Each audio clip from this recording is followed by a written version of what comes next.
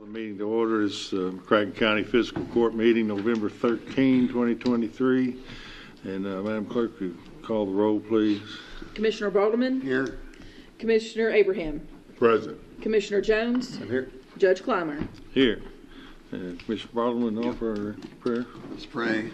Father, we thank you for the blessings of this day. We thank you for the opportunity we have to serve this county. Pray you be with us tonight as we make decisions. It's going to be best for all.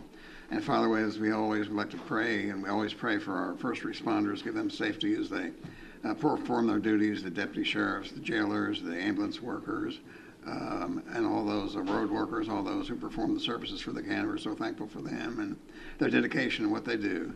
Father, it's in Jesus' name we pray. Amen. All right. Join us in standing for the Pledge of Allegiance. I pledge allegiance to the flag of the United States of America and to the republic for which it stands, one nation, under God, indivisible, with liberty and justice for all.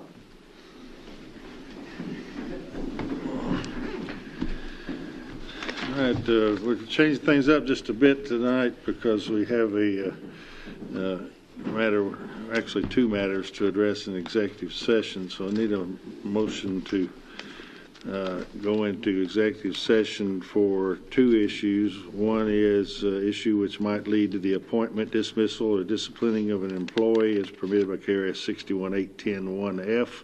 The other is a specific proposal by a business entity where public discussion of the subject matter would jeopardize the location, retention, expansion, or upgrading of a business entity as permitted by KRS 618101G. Do we have that motion? Motion. Second. Okay. All in favor, aye. Aye. Opposed, no.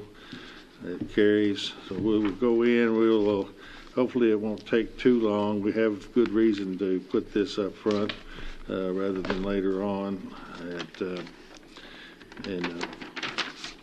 I would suspect we would be a good 20 minutes anyway, perhaps 30 or so. But, be back as soon as we can.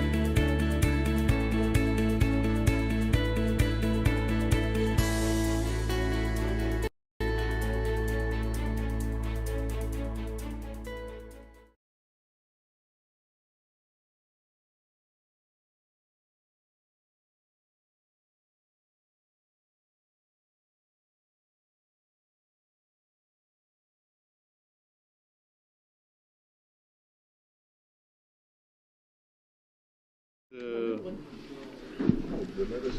don't suppose we got the order related to the matter we just discussed. I move we go back into public session. Yeah, we need a motion to go back into public session. That's why I just made that motion. Okay, the Go second. back to public session.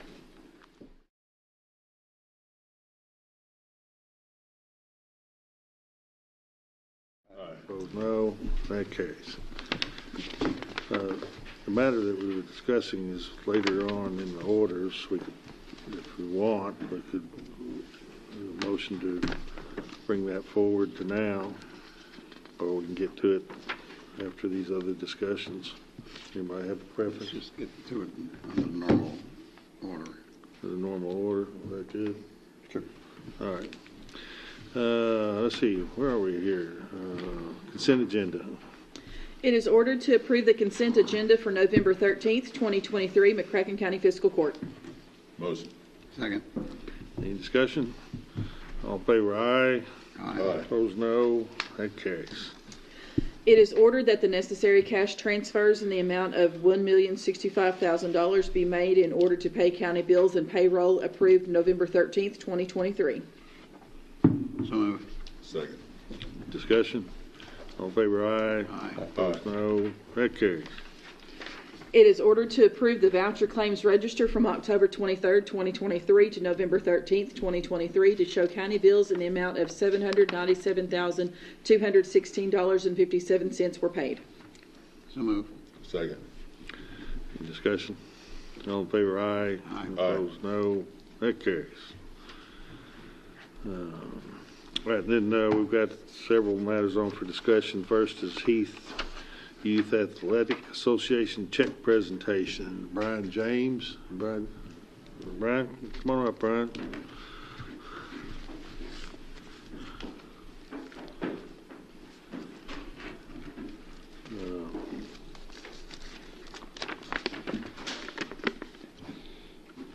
Okay. All right, we want to do a photo opportunity? Sure. It's always fun. Yep. We're going to come up here, Brian, and just Righty. present.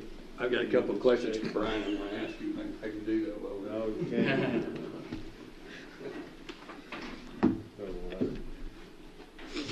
Present that to the East Baseball Association. I know y'all do good work and appreciate everything you do for the Thank you very county much. and all our residents. Thank you. With this way and smile. Thanks. All right. Thank you. Brian and I talked before, so it'll be quick. Do you care if we make improvements to Reedland before we make them to Heath with regard to lights and batting cages? No, that'd be great. They're part of the system, so no, anything we do to help. All right, thanks. Thank you all very much. All right.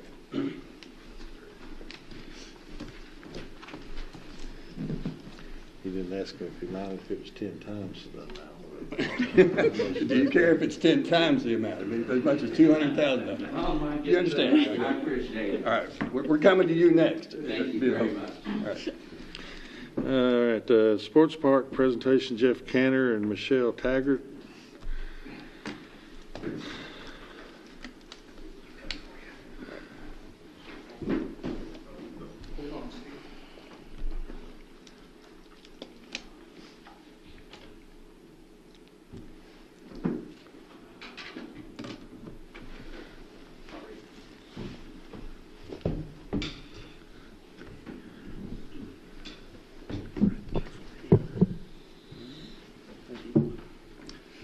Good evening, Commissioners, Judge.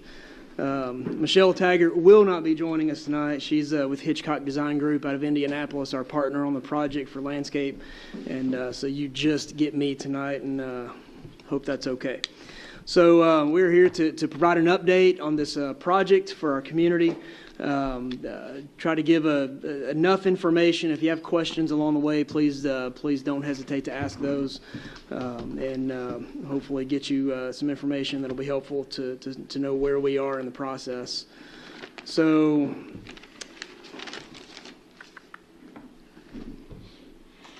all right, there we go. So we are a little beyond 50% construction documents at this point. We had a review meeting I think in September for construction document review at 50% level. We are, and what that simply means is the construction documents would be what the contractor will use to build it and what would be used for permitting the project locally and at the state level where necessary. So we're about halfway through that process or a little more. We anticipate 100% construction document set to be complete sometime in December. We're still trying to fine-tune the schedule a little bit on the dates, but we anticipate that happening in December. We're working with the design team, which is locally us, PFGW Architects, Bacon Farmer Workman, Hitchcock Design Group, out of Indianapolis as our landscape architects, Markham Engineering here locally, and then we have irrigation consultants, certified consultants out of Indianapolis as well. And then the disc golf course designer, H.B. Clark, who designed the disc golf course that's out there now, he's on our team to help us make some changes there that are necessary for the project. Working with the project team and the Sports Tourism Commission on this. So this is generally the site plan that we have at this point. This is largely unchanged from what is even posted on the county's website, what was seen several months ago and presented. We've got multi-purpose fields throughout the complex. We have 5 diamond fields that can also accommodate soccer as well, and any rectangular field sport located on the Bluegrass Downs portion of the project, which is on this right side of the screen. And then Stuart Nelson Park portion of the project is there on the upper left, and it contains 5 fields. You see it looks like 3, but those 2 large squares are actually just large, extremely large super fields that can accommodate 2 full-size soccer fields for adult age, the largest soccer fields that you can have, or 4 diamond fields, and then we have another rectangular field up above that can accommodate the same kind of scenario there. And I've got some other slides here in a minute. The smaller one on the top? Right here? Yes, that is a full-size soccer field, football, rugby, or not rugby, but lacrosse, and then can also have diamond fields overlaid on that as well. So Is that one new compared to what we saw last time? No, sir. Okay, no, that was there. It was there, yes. The way we laid the fields out and the way these have been designed is for maximum playability. This is something that the SFC, Sports Facilities Company, the manager operator, one thing they desired. And so this is a little bit of a change from the master plan concept that was released in 2021. We're just trying to make this as flexible as possible for the most amount of sports that can be played. All the fields are synthetic turf, and so rainouts, weather delays, and cancellations will not be as significant. Really only lightning at this point would be the only thing that would prohibit play. We do have on this site I think 1,200 plus or minus paved parking spaces, with another 400 plus overflow parking spaces that can be located in the grass along the perimeters here. Which is plenty of parking spaces for this site, according to SFC, who manage these these facilities all over the country. This is kind of the overall site layout. It looks like to me there's plenty of space there. It's not cramped, and it's going to cause trouble when you have a lot of activities there. It's going to be, it looks like it's well spread out. Yes, sir. It's a challenging site, and really, we've always joked we're trying to fit 10 pounds worth of stuff in a 5-pound bag. There's a lot of program elements here, but I feel like we've done a really good job working with SFC and the project team, with the county and the city and Sports Tourism Commission about making sure that all the necessary things are on the site, but those amenities are there as well. We maintain the disc golf course, which is a huge asset to this community, so much so that I didn't realize until we got into this how many rounds are played out there, documented rounds, and then there's probably twice as many undocumented rounds that are played. So we've really tried to work in concert with everybody that's involved to make sure there's the sports facility needs, but also this is still a public park.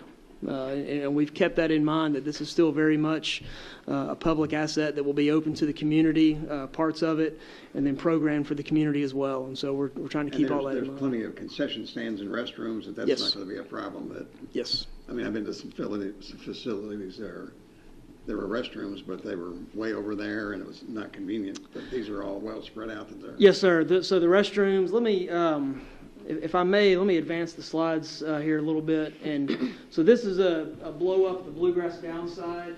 So this is the grandstand here. We're keeping the existing grandstand. It will be seating. It'll be some administrative space at the lower level for operations of the complex. Dining, concession, restrooms. We're redoing all the restrooms in that facility. So what is probably not enough restrooms currently will be more restrooms in the future. And then right there in the middle of the diamond quad is a whole other restroom and concession building. So we've got, I think, another 8 or 9 toilets on the women's side there, plus another 4 or so toilets and 5 or 6 urinals on the men's side. So we feel like we've done a really good job about accounting for the number of folks and the prescribed fixture counts per the Kentucky Plumbing Code. And concessions will be located in the grandstand and in that concession restroom building in the middle of the quad. But you start to see here a little bit more detail. We've considered site entries for vehicles. We've considered pedestrian access and entry points into the playing fields themselves and those inner areas. Parking. We've got walking trails around the perimeter of the site, and so this is still when the facility is not in use or is in use, either way, there's still areas for the community to use as well. You've eliminated that. At one point, there was a perimeter road that went all the way around. You've eliminated that at the back. We eliminated the paved road, but we still have for lack of a better term, a gravel maintenance road that can also be a walking trail through the week. And so we've tried to make several things where they can function in different ways at different times. So, On the top right, yes. so, Right here. right, well, those right there, what are those? Those are indicating overflow parking spaces. That is a grass area, but that will, in times of need, when the events are larger, or that could be a programmed space out there, that can accommodate parking. And then we do have some overflow parking along here as well. And then we have some more at Stewart Nelson Park. I just wanted to dial it back a minute when you talked about the accessibility of that park to the general public. Mm-hmm. You can't say that enough, because I hear all the time that that's just for our out-of-town guests. Right. And I know that's not the case, but there's a train of thought that's not the case at all. And I think folks they start to understand that no, this is your park. We've been behind on facilities to accommodate the youth soccer, baseball, softball, just youth sports. So, yeah, I'm glad you said that. Yeah, and what we haven't gotten into as a design team is how the fields will be delegated out for use. That's out of our scope of work. That falls more with SFC, but they understand the local use needs and the tournament use needs, and they're working on those plans now. But yeah, the larger areas of this complex, we're increasing greenway trail access, we're increasing walking trails, we're increasing the number of shelters out there. Now Stewart Nelson Park will now have a playground. A real playground for the first time in a long time, and so we're trying to address some of those needs that make this a complex and a facility that's going to be known regionally and hopefully nationally, but also making an asset for our local community as well. Thank you. Yes, sir. This is the still showing the Stuart Nelson Park side. So what you see here, the 5 playing fields you see in this area here in the middle, and this little triangle between the fields. That is where another concession and restroom building is. A larger concession and restroom building has more facilities in it than the other because of its isolation on this side. Shelters, shade structures, picnic areas. We do have a community playground up in this area here. We're still fine-tuning the design on that. Trying to work with disc golf and that playground and a shelter, a new community shelter that'll have restrooms in it as well.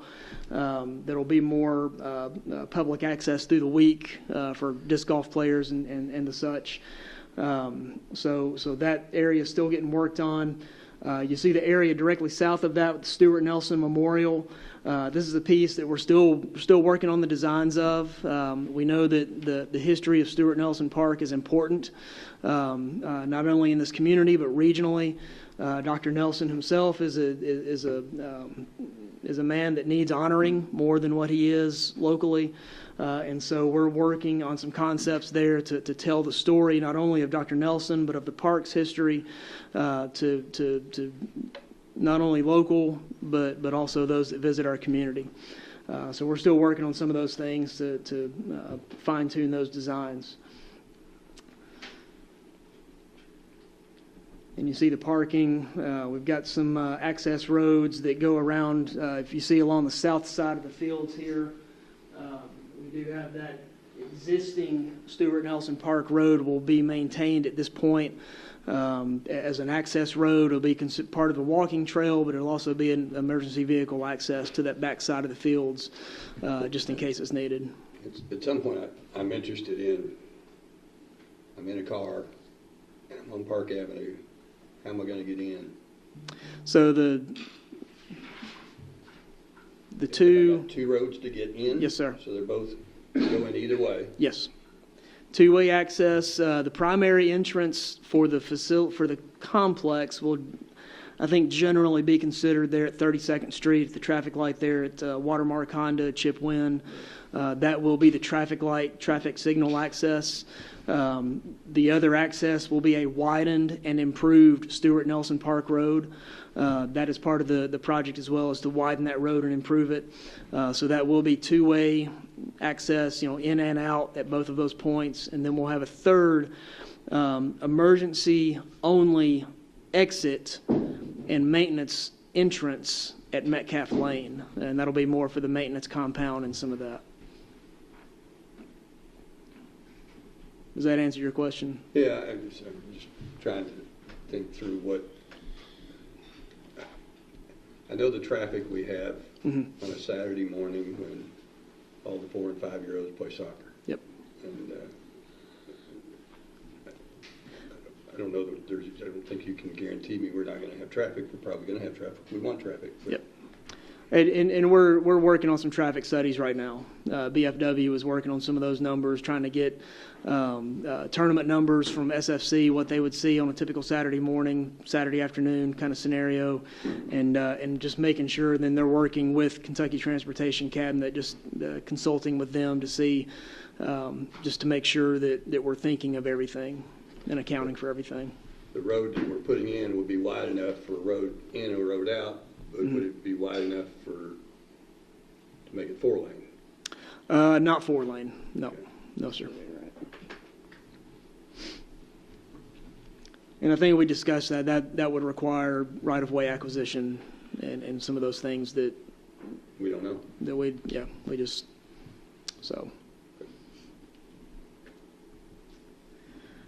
This is a representative of the diamond fields at the quad, the 4 fields that are together there on the bluegrass downside. So this doesn't mean much. It's got one primary baseball field there on the lower left corner of the field. That would be the primary field and the largest baseball diamond field there. Then there's the ability to have 2 smaller fields running concurrently on each corner here, the right and left field corners. And then it can have a U12 soccer field overlaid on top of that with additional smaller, younger age group soccer fields for increased playability and flexibility there. And this is the championship field, which will be located directly in front of the grandstand that would remain. So this would accommodate, again, 3 diamond fields, 2 at the same time, or 1 large field. And then this would accommodate a full-size U19 soccer field, 360 by 240, 360 feet by 240 feet. It would accommodate lacrosse, football. So we've got options there with what sports can be played on that there in front of the grandstand.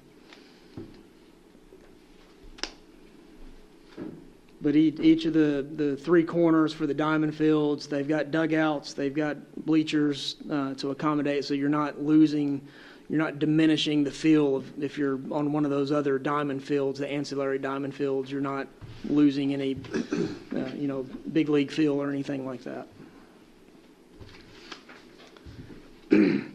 And this just shows some of the other layouts that you can have on these typical size diamond fields. You can get 10 U6 fields on there, 4 U8s, 2 U10s, and so on and so forth. And so, in theory, you could have 40 U6 soccer games going on at one time on those 4 diamond fields.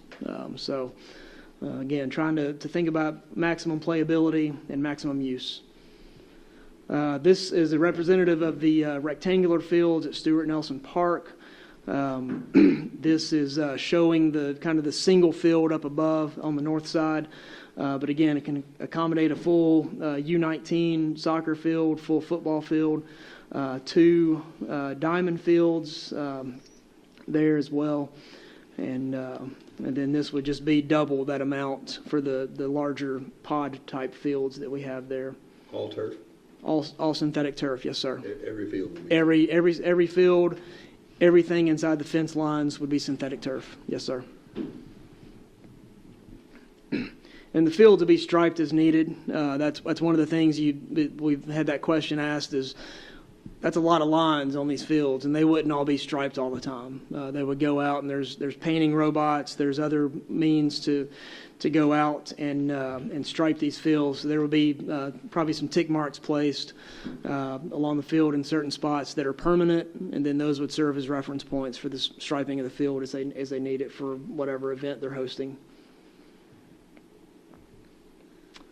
Okay, there is one of the larger pod size fields. So all the lighting would be around the perimeter of the field, so there would be no poles in the middle. These items here that you see are just representing player benches and portable scoreboards. So these 2 larger fields could accommodate a rugby game or match, I guess. If you're a rugby player, it'd be a match.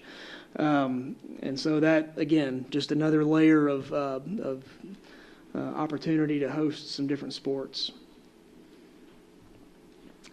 And again, these are the rectangular field layouts. Again, 10 U6 fields, 3 or 4 U8 fields, depending on how they're oriented, and 2 U10 fields or 1 U12 to U19.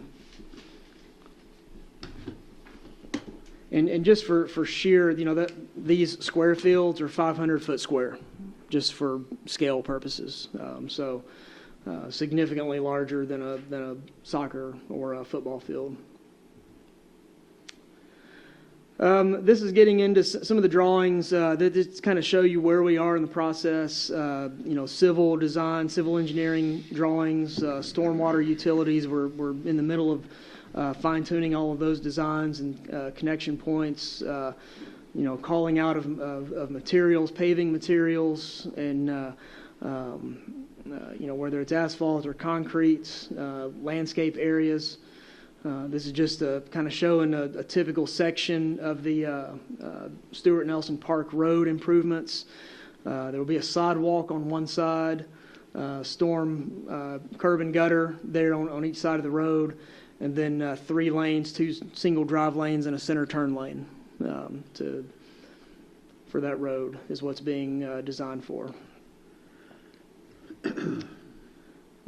Getting into calling out of landscape materials, species has already been started. So we're getting into some of those things, where trees are located, what trees are located where. what types of trees they are.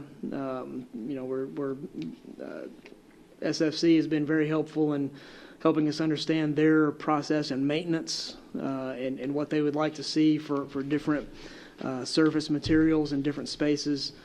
So they've been very helpful in that process. This is kind of representative of that Stuart Nelson side with trees in the parking lot, in these islands in the parking lot.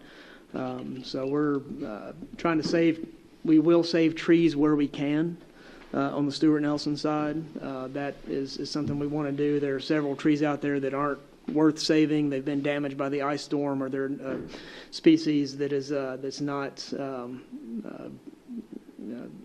beneficial to what we're trying to do here. So, but we're putting back plenty of trees. So there's just more of these slides that show some of these areas. This is that quad area for the diamond field coming down to the grandstand. You can kind of catch the bottom right corner of the screen. Here's the grandstand building. Shade structures. This is something, if you've been to an outdoor sports complex, shade is important. If you spend any time outside in the summer months, shade is important. So we're incorporating these shade structures around the backs of the diamond fields, the backstop areas behind the net. We're incorporating them over some of the seating areas along the diamond fields and the soccer fields to provide shade structures and shade opportunities for the spectators. Over bleachers that'll be portable, and then also have the ability to pull some chairs up under some of these areas as well if you bring your own chair. We're working on color schemes now. We're meeting with the marketing and branding team of SFC, working through. They're still working through kind of the branding process for the facility, but we're also working with them and waiting for some of those decisions to be made so we can work on some of the color selections and all of that for some of these elements. So you can just kind of see here the shade structure locations around the site. So trying to provide plenty of these areas for folks to escape the heat. We've got some additional shelters and some additional fabric shade structures that are going to go at different areas. And those are indicated by the dots on the site here. So just know that that's an important amenity to have on the sites. And then just making sure those are of quality. Site utilities, sanitary, electric, water, gas, those type of things are being designed and finalized. This is a floor plan of the concession and restroom building at Stuart Nelson Park. There is a second level to this, a partial second level that'll serve as the officials' lounge, basically. So any soccer official, football official, baseball official that's over on that side of the park, they'll have a place to go between games. They can get something to eat, drink, rest. They can change. There's restrooms there just for them. So it kind of gives them a place to get away from things. But we've got a family restroom. You see the restrooms there in the middle. We've got concession storage, concession area. We have a first aid room, and then mechanical and electrical spaces as well. The grandstand has, this is actually an older floor plan. We've made some more developments here, but all new commercial kitchen on the right side, indoor dining on that lower, or the right side here, administrative office space, restrooms, and then some just large gathering space with some retail space in the kind of the lower area of the grandstand. Upper level, what is existing as the commercial kitchen for the grandstand on that upper mezzanine level will now be mechanical space, and then the upper enclosed area will be indoor dining with great views of the fields, the championship field in particular, and just be a place where folks can gather, eat a meal, and sit inside air conditioning and watch the games. So is the plan to lease that space to a restaurant or something? No, I think the plan, as I understand it from SFC, is that this will just be part of their concessions areas. This commercial kitchen will be designed just like the other commercial kitchens for concessions. It'll be kind of a come and grab and go thing on this main level, and then there will be the ability to set up some buffet type serving up on that upper level, where folks can come in, pay a specified price, I believe, and they can go up there and just serve themselves out of the buffet line. That's the model as I understand it from SFC. Was this designed in a way it could be a rental event space too? I think so. That has come up, and again, that's more on the operations side, but it very well could be in some of those off seasons. It could be a space for events to be held, I think. So.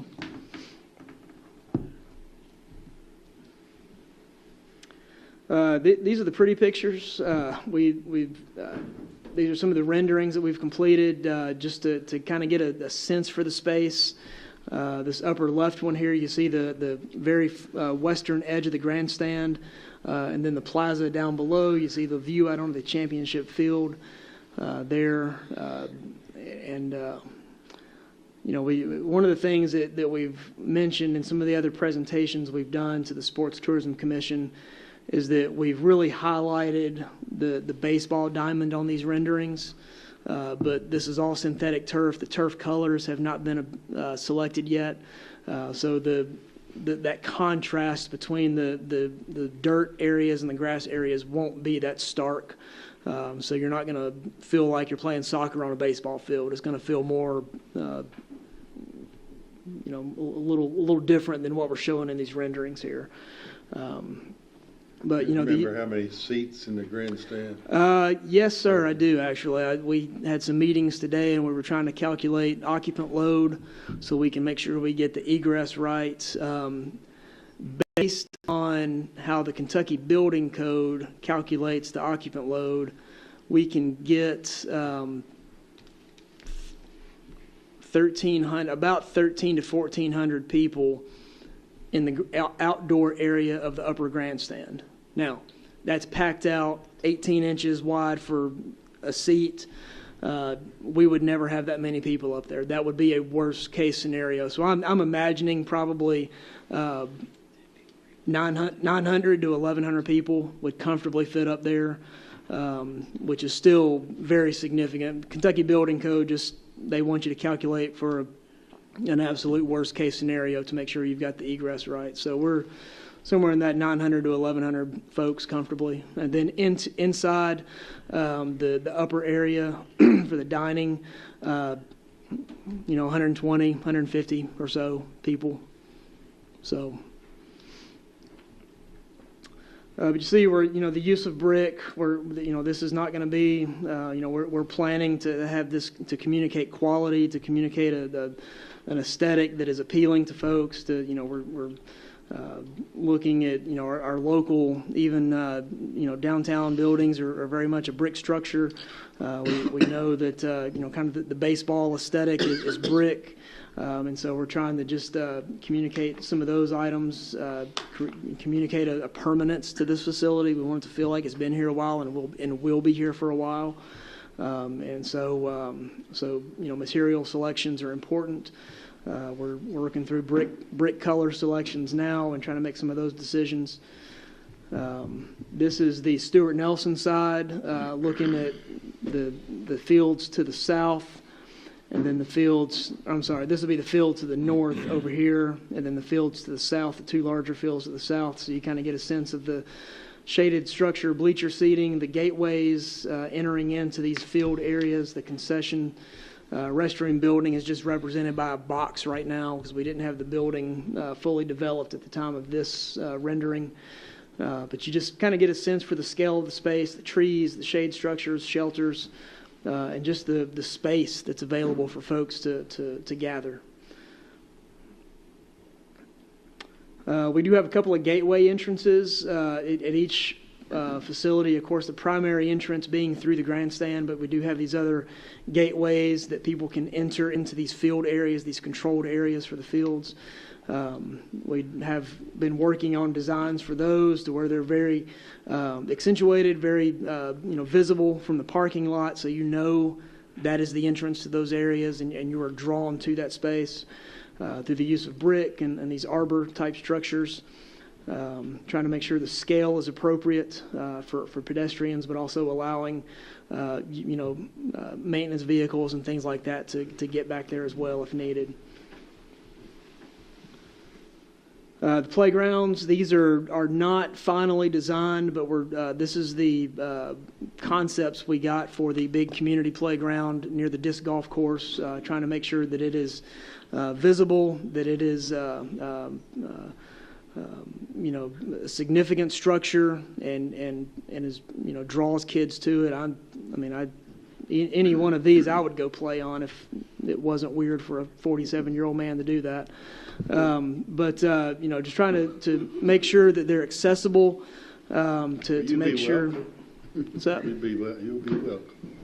Well, if my son was still younger, I would have no problem doing it, but he's older now too. So, we're trying to make sure that they're accessible. That's one of the things that we're designing for, is to make sure children of all abilities can access these playgrounds. And so we're still trying to fine tune some of these designs here as well. Will they be weather friendly?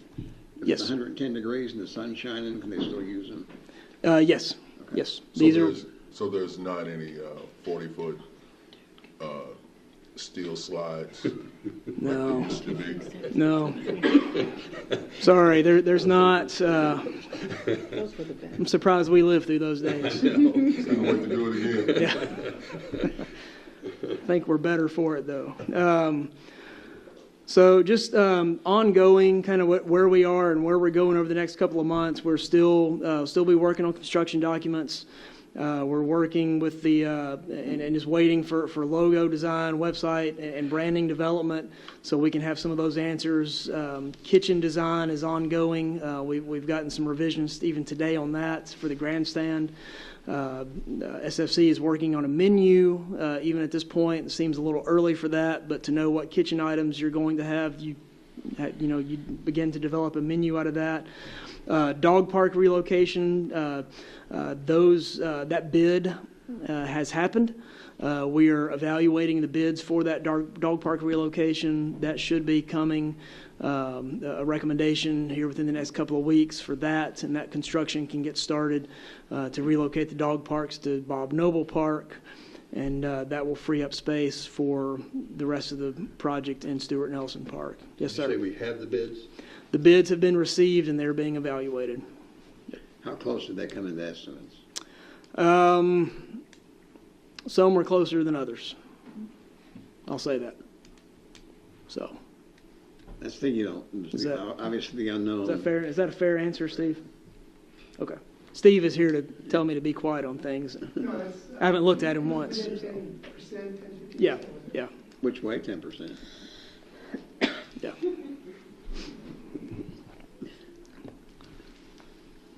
But, so those are being evaluated, and we expect a recommendation here within the next couple of weeks on that. And then, just again, continuing construction documents, we anticipate a set of drawings, a set of bid documents or nearly bid documents to be submitted to the Fiscal Court, City Commission, and Sports Tourism Commission for approval sometime in December or January.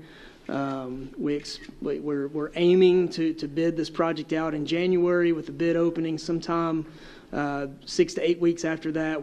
Some of these dates are a little fuzzy. And Which ones are fuzzy? They could go a couple of weeks in either direction here. I mean, we just say bid opening spring of 24. We're still trying to pinpoint that a little bit. But we still anticipate construction period of about 13 months, and we're still looking at an opening day for the facility in spring of 2025. How unfuzzy is bidding in January? I think that's pretty accurate. Of course, there's a 30-day swing there, but that is our goal. We've drafted up an updated schedule for the design team and submitted that to the owner for review last week, and these dates reflect that. And so we're one of the challenges is this. We're wrapping all this up around Thanksgiving, Christmas, end of the year. To make sure everybody's getting all the work done, we're trying to make sure we can get the work done in this time, but also knowing that if we put this out to bid at the first week of January, contractors may not be in the mindset yet coming right out of the holidays to be ready for that, so we may want to push that off a couple of weeks. And so we're trying to work through and seeing what else is out there to bid as well. We got in a pretty hot bidding climate here in the last 5 or 6 weeks, even in our own office, releasing 5 or 6 projects within 2 weeks to bid. Are there going to be or are there going to be any alternatives in the bids in case things come in too high that we can cut something down? Yes, sir. or change We're it? working on identifying those now, what some of those potential things could be. We've got a couple that we've identified that we know we're going to have, and we're just working on kind of a running list of alternate bids that could be included for that example, purpose. Putting artificial turf in initially is very expensive. Will there be an alternative bid to make some of those grass or regular turf? Or That one has not been discussed specifically. Yes, it has. Okay. Not from me. But yeah, we're kind of everything's on the table at this point, I think. So we're just trying to go through and see what makes the most sense, what would benefit the project, what could be left out and still have a nice project, what could be done later. So we're still trying to evaluate those things. So you feel, so you got to have construction documents at 100%. And does that mean the bid package, when the construction documents are at 100%, does that mean the bid package is ready to go? In theory, yes. We want to make sure all the procurement elements are ready and all that. There's still usually a little bit of work just pulling everything together because we've got a team of 6 consultants getting all their documents, getting everything bundled together and submitted. But yeah, it's generally pretty close, within a week or so of 100% construction documents to 100% bid documents. So. This is going to be an annoying question to the other 3 of us. Are there batting cages in this? Yes, there are. At the Diamond Fields, let me go back. But that price it better be. Yeah, so there are batting cages here and here on these ends. I think there's 8 per. Possibility of expansion. Yeah. Yeah, Yeah. we've got double pads. Yeah, so the pads are built in such a way that there's caged storage next to those batting cages, but if the additional batting cages were needed, that could be converted to additional batting cages, so the number can double. But yes, good question. Sorry, I omitted that. Don't have to move them when it rains either. It's not rain, it's when it floods. Okay, any other questions, comments? I don't want to know the figure yet, but have you updated the estimated cost? But I don't want you to tell me what it is. No, I wish I could tell you what it is, but I don't know. I don't wanna know. We're at SFC is responsible for the project estimate updates, and we're waiting on them to give us the latest update. So, Thank you. Yeah, Good job, sir. all right, thank you all very much. thank you. Let's see.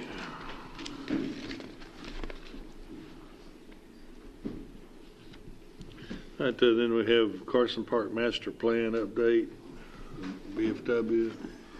Mark, you doing that, or y'all tag teaming?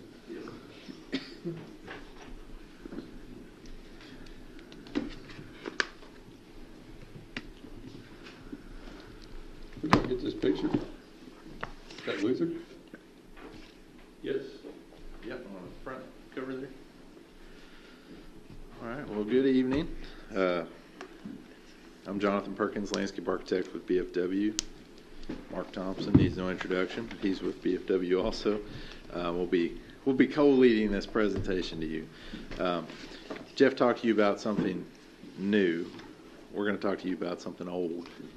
And Carson Park is about an 86-year-old park this year. And we were hired by you all to explore a new master plan for this park to kind of bring us into the 21st century, update, assess what we already have on the facilities, and look at what we can do to make it a better and more usable park, not just for fairs, but also for really surrounding neighborhoods, and be able to attract additional users to the park in the future. Many of you may know this is not the first fairgrounds in McCracken County. This Carson Park is actually the third we discovered. So the original fairgrounds were located off of Mayfield Road, pretty far out, about a mile out. I think kind of described it near the railroad crossings on Mayfield Road. In 1893, there was a Fair and Exposition Association that purchased the property at 29th and Jefferson Street, which is right next to where we are right now with Carson Park. So that was then sold to a development company in 1898. And for many, many years, the park, there was really no active fair space in the community. So it was roughly 20 years before before a county fair was able to take place in this general area again. In 1937, Luther Carson and his wife Lola donated $20,000 to the county, with another $2,000 in match donation from an anonymous donor to develop the park site and some of the facilities at the park. So, Eddie, I know you're very familiar with this. Some of this was taken from your blog, but it's also the deed for the facility. So kind of those first 4 points. Talk about the park being named after Luther Carson, and gave essentially its purpose to the community. So it was to be used for county fairs and for horses and livestock exhibits and so on. A horse racing component was included in that as well. And number 4 there, in general, the property was to be used for horses. So that's a pretty vague, pretty general comment, but that was a major intent of the facility when he donated the money to that. As a landscape architect, we found this interesting when we were doing our research on the facility. Found that there was actually a landscape architect, and not just that, but a female landscape architect, which was just rare in general in the 1930s. She developed kind of the master plan for this facility. She actually developed a model, and that's what you can see here in the photograph that she and Luther Carson are standing behind. Her name was Mary Long Whitmore. She lived in Metropolis. So at one point in time, Metropolis was apparently this booming design community, which I didn't realize.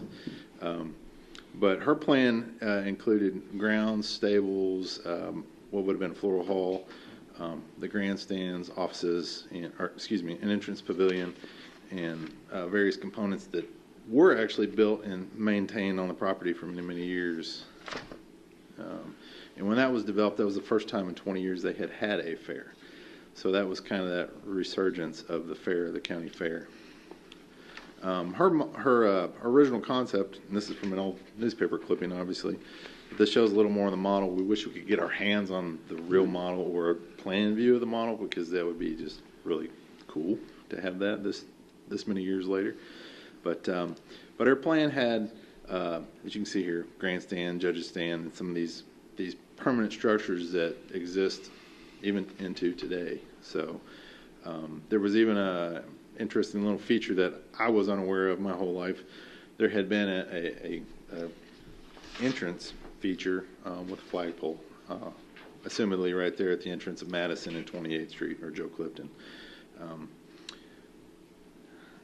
Talking about the designers from Metropolis, the architect of Floral Hall was also from Metropolis, and he was apparently the same architect, Lester Daly, that was hired by Luther Carson to design the Coke plant. And there's another building in there, I can't remember what it was, but so he designed a few buildings in this area, but I just found that interesting, and all these folks were from Metropolis. So the location of Floral Hall in this picture kind of looks like it's got a steeple Yeah, so her model is a much more developed view, idealistic view of what she envisioned the site to be. So it's more of a, I'll say more of a high steeple to Churchill Downs kind of look. Yeah, looks like the fiscal court got hold of her plan. Yeah. Well, I was reserving a comment for this. This slide here, actually, we talk about the bottom paragraph says, there was one of Daly's designs was a 2-story ag building that was to be finished in shiplap. Gives dimensions, and then it says, and to be decorated by a lofty cupola. And at that point, I wanted to say to you, it probably got value engineered to the lofty cupola that's there today. Yeah. So, I'm not saying your great-grandfather was on that fiscal court or anything, but. Well, one other interesting thing about Mary Long Whitmore is she was an award winner that she was drawn after they had the original Shawneetown flood in '37. She actually won a nationwide search to redesign New Shawneetown. So if you go up and you see the whole layout of New Shawneetown and look that it was done with some thought and all that, that was her design for that. So she won that and brought that, and then was hired by Luther Carson for this as well. and we found that just very interesting. Me as a landscape architect specifically, my landscape designer, even more specifically, she's a female in landscape architecture, but the state of Kentucky didn't recognize landscape architecture as a profession until the late 1980s. So this is way ahead of what we were doing in Kentucky. So just add that little bit of editorial. But we found through this process too, specifically, that Floral Hall was not as old as I guess we had originally assumed it to be. I know some previous research kind of landed it in the 1890s neighborhood. When research was done through old newspaper clippings, and Judge, your binder specifically on the back half has a lot of old newspaper clippings and articles that relate to the park and its development over the years. So You can share that with the commission. yeah, and Steve Urban has a copy with the historic clippings too. But through all these clippings that she found doing her research, found that this building had to have been built around 1937, 1938 because the funding was there. Sometime, yeah, and some of it was very specific in saying that Floral Hall was built and opened in 37, 38. So we just found that very interesting But the and fact surprising. that there were also possibly 3 floral halls over the years. There was one over on Old Mayfield Road. Right. And then one possibly with the original 29th and Jefferson. Jefferson, yep. Because there was a fire at some point that also burned 2 buildings. Right. And those types of things Right. on one on Jefferson. So Yep. there's just. So that caused some confusion in research because at Red Mile Racetrack in Lexington, that big white barn there is also called Floral Hall, and it was built in 1892 or somewhere around there. So there's a little confusion if you're just doing a Google search, which we started out doing at first. So was there somebody named Floral? no, it was designed to display flowers. Okay, all right. So that was its original intent. So 1937, our original grandstands were built at the current Carson Park site. They were wooden, and they stood for around 50 years before they finally essentially disintegrated and were replaced. And then the metal awning that's there now, canopy over that right now, was built in 2003. So it's not as old as I had always thought. But yep, and then this photo was the original entrance booth, which we assumed to be at 28th and Madison. So just a really neat architectural feature that at some point in history went away. I'm sure it rotted or something, and that's why it went away. But another structure designed by Lester Daly, the architect.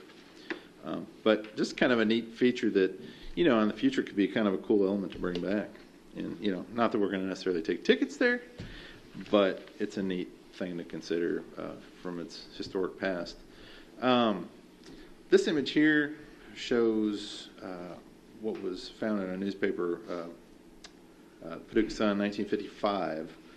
This shows kind of the park layout.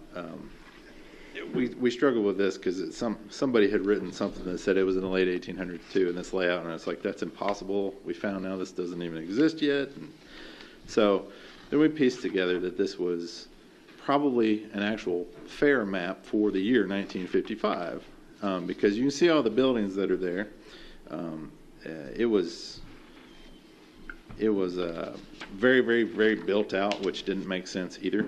But when we figured out that a lot of this was probably temporary buildings and this was probably a map for the fair that year, it made a lot of sense.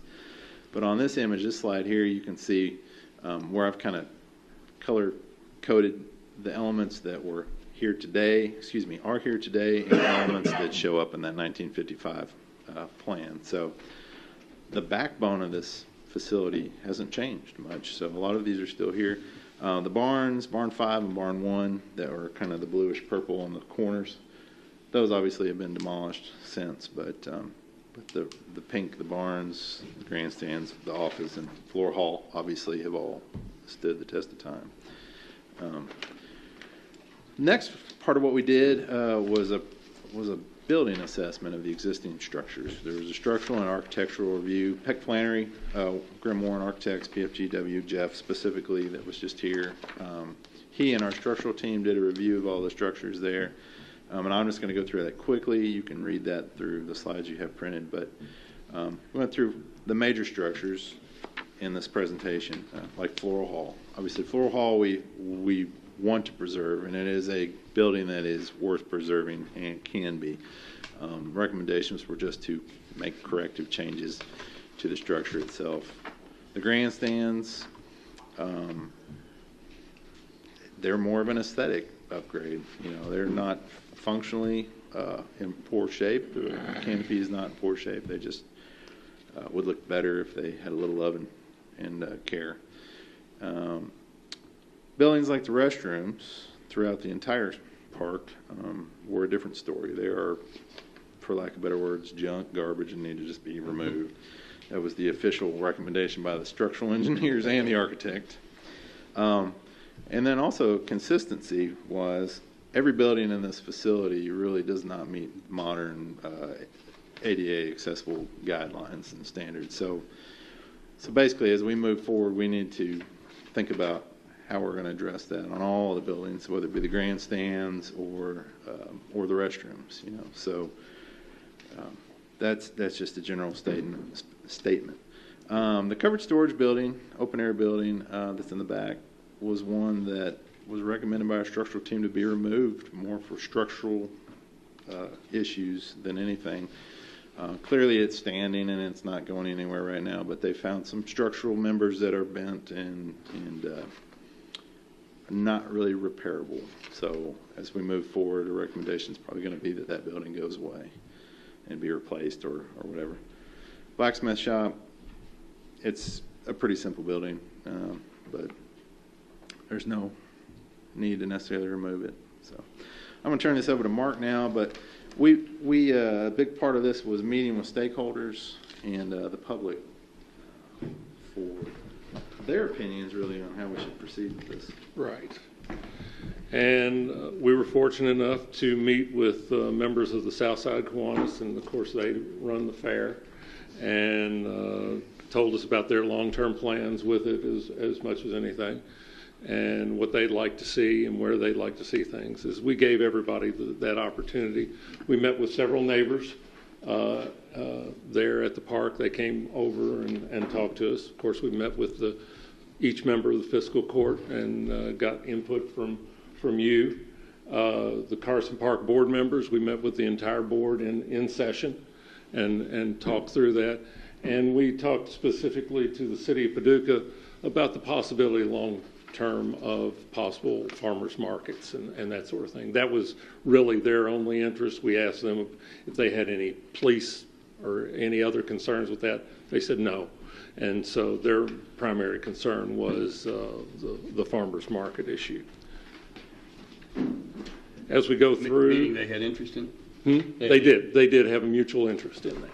So, at that point.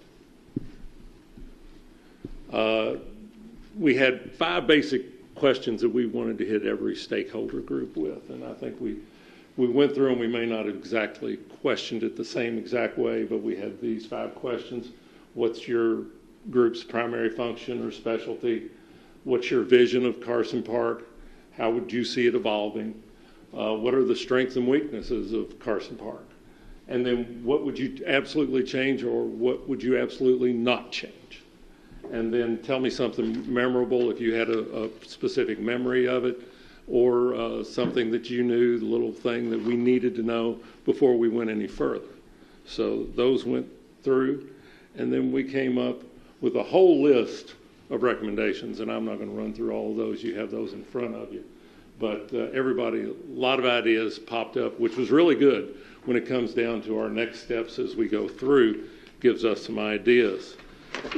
But the ones that kept popping up in particular from stakeholder feedback. These were just kind of comments that we picked up too. Yeah. We had the recommendations from the group, and then these are the comments as we go through. They wanted us, of course, to look and try to maintain trees, floral haul. They like to see horses moving and training, but there's no real through traffic typically from the neighborhood or anything like that. It's not really used by anybody, just the public, which it could be. And then we talked about different the events, the steam show, the county fair, the 4-H rodeos, and other things like that. And then, of course, right after we did this, we had the monster trucks come in after that. So the track is still in relatively good condition. The things that they really didn't want to hear from or comments was particularly things like touchdown tunes. There's always a concern about park goers and overflow parking and the trash. But they said, while there's not a whole lot of staff, they love the work that the park staff really does work hard to keep it clean as possible and clean it up as soon as they can after such an event. So they were giving kudos to the park staff as they were. Any neighbors, some concerns about, they also talked about some of the flood areas and that sort of thing, which we really can't do much about just dealing with Carson Park. That's a lot of city work that would need to be required there. But to work to keep down the dust and debris from the track and when they mow and that sort of thing. They really like the new front boards, fencing on the front. And then they asked that the manure be removed faster. No, I'm not going there. Keep looking at me. Okay, just making sure. But this is the primary recommendations that came through stakeholders, creation of a multi-use purpose building, multi-purpose building for farmers market and other events, improve the grandstand, better fencing around the park or security. Although one of the things that the fair folks aren't quite as interested in that anymore, because they say next year they're going to do wristbands and it won't matter who's coming in and out at that point from that perspective. So it may be for other events that you'll need some security, and of course around the horse barns and So that was sort it of thing. only the county fair folks that had the concern about the horse farm looking fence? Yeah, it was just Yeah. an access thing. That was the access thing. All And the- so, but next year that won't matter as much if they have that. So, All the other stakeholders. except just around the barns, just security around the barns. I that think in sort of general, thing. I like the idea of screening things, especially some of the maintenance-related buildings. I don't think they're crazy in general, community-wide, about the chain link. I'm glad the barbed wire's gone, but the Yeah. chain link is still there. Right. So there was kind of feedback about It's, that. and you can do more screening with vegetation and instead of high fences. Question, through your meetings you had, one thing we discussed was the use of the track. It's down here. How much is the track used, and can it be reduced in size to have room for more amenities in there? The track itself is almost zero use. It's a few from outside. They said maybe twice in this year when somebody was on their way down to Oak Grove to the track down there that they had 2 people come in from outside. That was about it. Well, then back in the 70s, it was used all the time. All the time. Even when when I first moved here almost 25 years ago, there were a few people using it at that point. There was something fair. But there's very little sulky style racing of any sort that's there. They don't use it. They use it just to jog out or something like that, which can be accomplished other ways. There are other forms of horse racing which would allow us to keep up with the covenants that go along. There's barrel racing. There's other things like that can go on. So that can continue when it comes to that. Screening around the service buildings, designing a walking path that could also help with the ADA situation, the better utilization of the center of the track and the field, the addition of a catering kitchen so Floral Hall could be used. Of course, that would also require upgrades of restrooms and that sort of thing. ADA parking, the renovation of Floral Hall to kind of bring it back to its historic rendering from that 1938 picture. Try to look at something of that nature. There's been discussion of removal of portion of the track or making it smaller and planting more trees and just making space more flexible from that perspective. Next steps. That was you. Okay. Well, so is any other questions on that while we're there? And thanks for y'all's input too as well. So I'll go ahead and throw all these up here at once. But next steps for us after this meeting tonight and after we've done our stakeholder and kind of historic review is to move forward into the conceptual planning phases of this. So this is when we will start to kind of develop these verbal ideas into visual ideas. And so we're going to start identifying based again on our stakeholder input and so on, your all's input, what kind of components we need to have, what sizes they need to be, where we need to put them, and how they will relate to each other on the site. So this project ultimately should carry forward into April of 2024 when we'll deliver a final product to you. The concepts and ideas portion, which is what I was just talking about the most, is where we really kind of took these ideas from the group and we want to take them to the next step with you right now, and that's just to say, here are some ideas that we gathered from you all. Here's some, and these will be some kind of concepts that we may or may not take forward into the design phase of the master plan. But we just want to illustrate kind of some of the thoughts, or as we understood some of the thoughts to be on like a multi-purpose building. So, these are examples from around both Kentucky and across the nation. A lot of these are farmers market buildings that are also multi-use buildings. The first two on the left are Bowling Green, Kentucky. Then the second is Lexington. The rest of these are from other places. Oh, and this one's from Somerset, Kentucky. But the rest of them are from other places throughout the nation. Some of them I think are up in Washington even. But just throwing out this idea of a multi-use pavilion. What could it be? What could it look like? And these kind of things inspire us for our design ideas. Hopefully this kind of stuff inspires you all, because I know like with some of these structures you guys have Googled or whatever and done research in the past, and I guarantee you find some of the same images.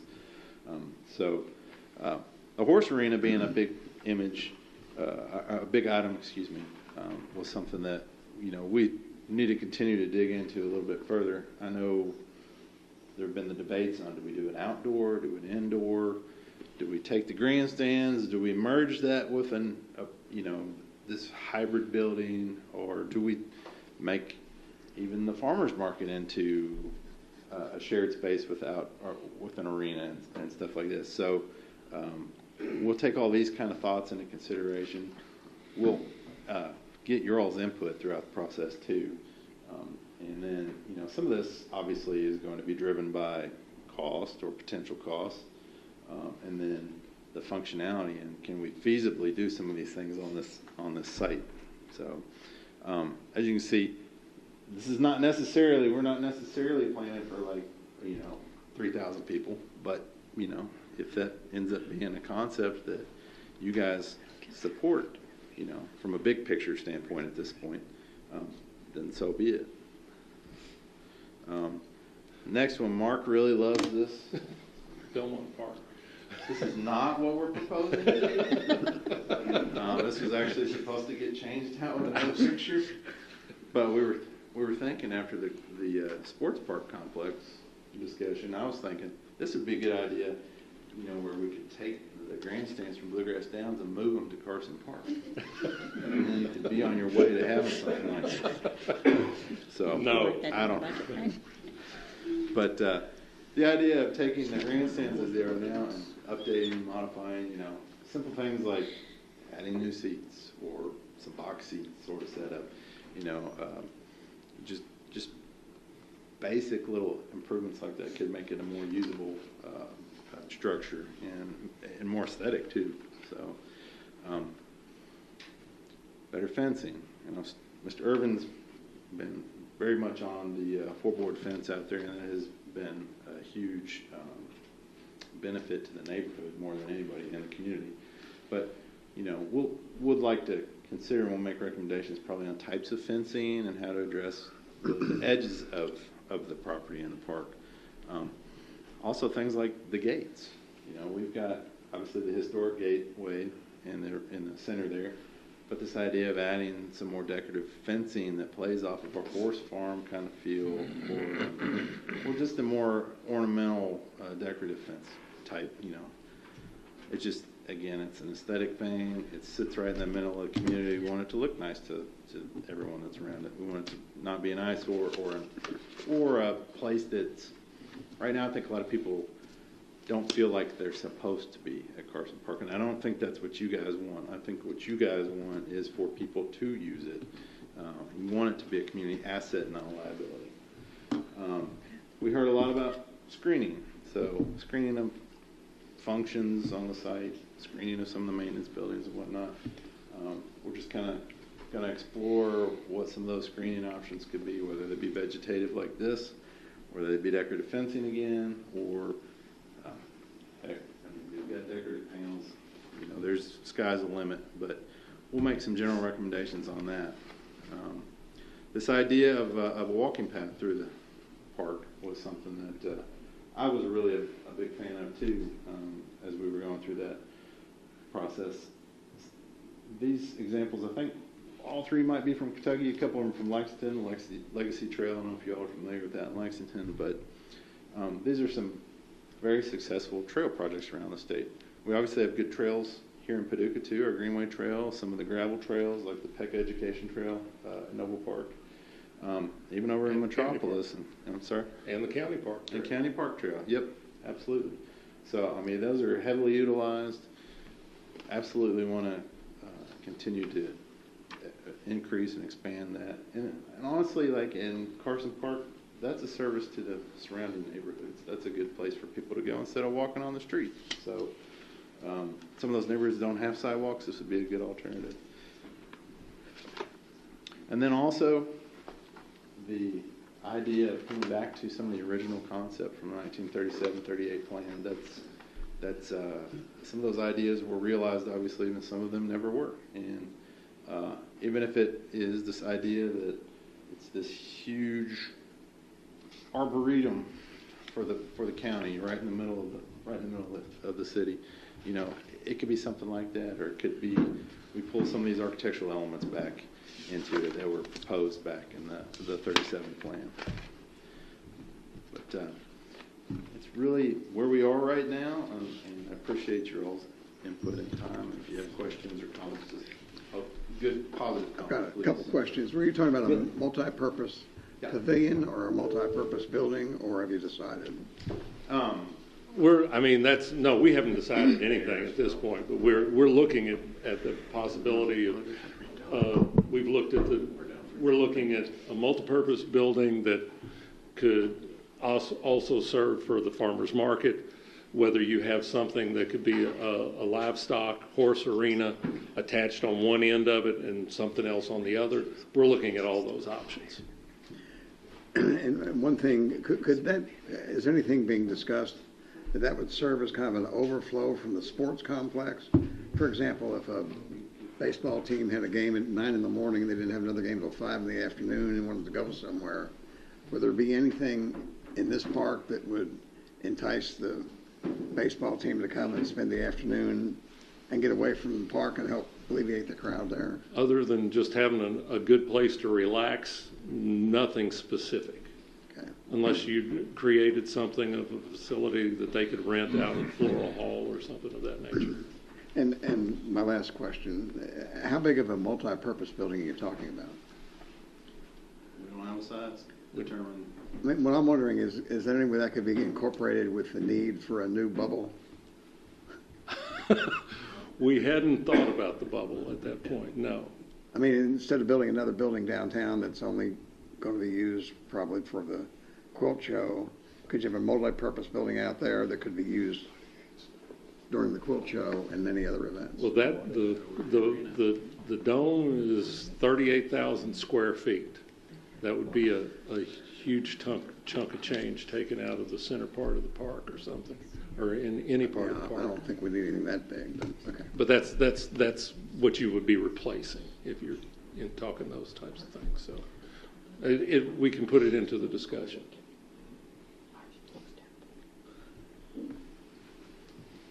Mr. Jones, I don't know that you've noticed yet, but I know you're observing. What's that? I failed to copy and paste your name on the list there. It got It it got clipped in the clipping. You put that on me. But on page one, it's you're on there. You're in the presentation. So we love you. Maybe they're foreseeing the future. All right. Appreciate Questions? it. All right. Thank you all. All right, appreciate it. Thanks. Good job. All righty. All right, moving along, let's see, County Park Project update with Steve Irvin. I'll try to be brief. Battery died. Oh, did? Yeah. Well, I can. I think we can get it going. This is again, isn't Steve trying to make his presentation, the battery died. it? Oh, well, I can't do it. Battery's dead. We need it for the zoning presentation too, so. He's not. No, we don't have to. He's not on the discussion. He doesn't get one.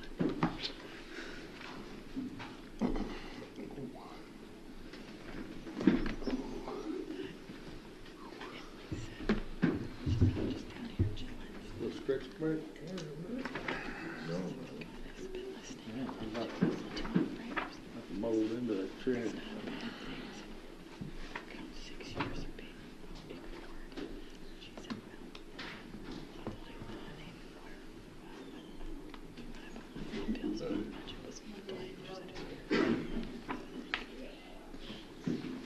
Seventh inning stretch.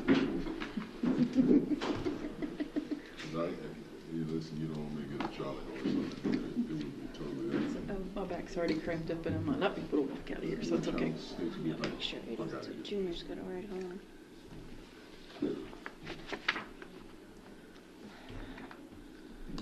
I've got pizza down at the guard station. There's thin crust pepperoni and then a spinach and feta garlic bread. Oh, no, say spinach. Feta. No, it's a garlic. It's like the little garlic bread with spinach and feta. Yeah. There you go.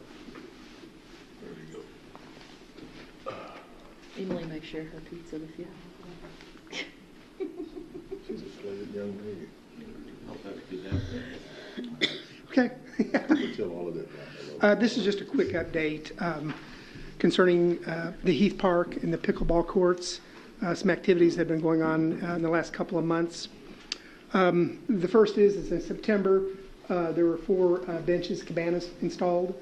We did that immediately following the removal of the pine trees. We gave a contract for the installation of 25 serviceberry trees that are going to be going along the pickleball courts, along Hall Road. Also, there'll be 3 river birch planted at the corner of Mayfield Metropolis Road and Old Hall Road. And then also we'll be planting 6 oak trees. When we're looking at the trees aligning Old Hall Road, a lot of them were in poor condition. Some of them had to be removed, so we're going to be planting 6 oak trees back. On the lighting, the bases were finished last week. The contractor needs 14 days for those to cure before the new lights installed. I anticipate in probably 2 weeks from right now, those lights will be put up. This week, the existing asphalt sidewalk will be removed, and a new concrete sidewalk down the east and south side of the property will be installed. You're going to put the new sidewalk in this week? Or just Yes. I assume in the next week that contract will be done. Huh? The concession building, and I'll show you a picture of that in a second. If you've been out there, the south side of that structure is in very poor condition, as well as the roof. I'm accepting quotes right now for a new roof for that structure, as well as painting and replacing some of the T111 siding on that structure. And also Morse Fencing has been awarded the bid for the 4-rail horse fence. That's when the last things will happen after the trees and sidewalk and everything get done. We'll come back with the 4-rail horse fence that will go from basically the parking lot at the pickleball courts all the way down to Mayfield Metropolis Road. When do you think? That's spring? No, I anticipate all this to be done by December, in December. Including except for the concession building, because that has not been approved yet. I'm just accepting quotes at this point. You're going to have the fence in by December? Yeah, we've already, that's already been approved. Okay.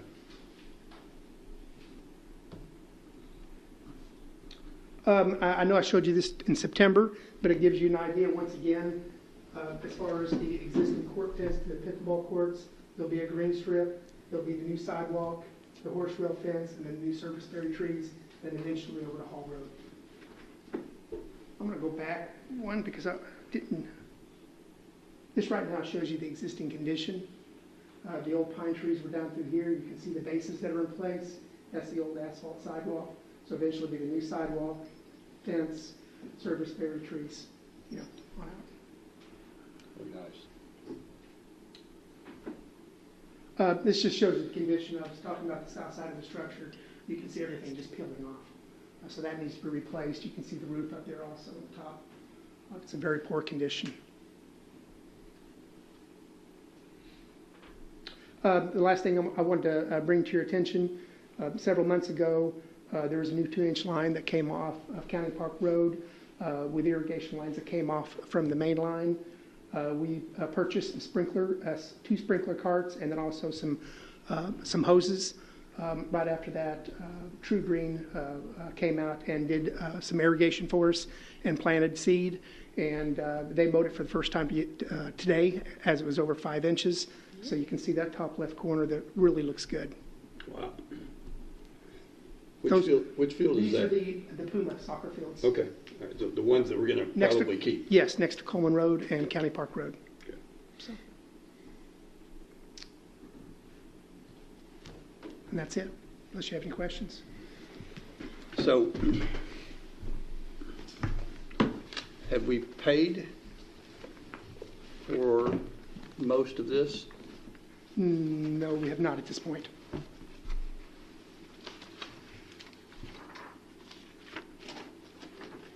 Where's it?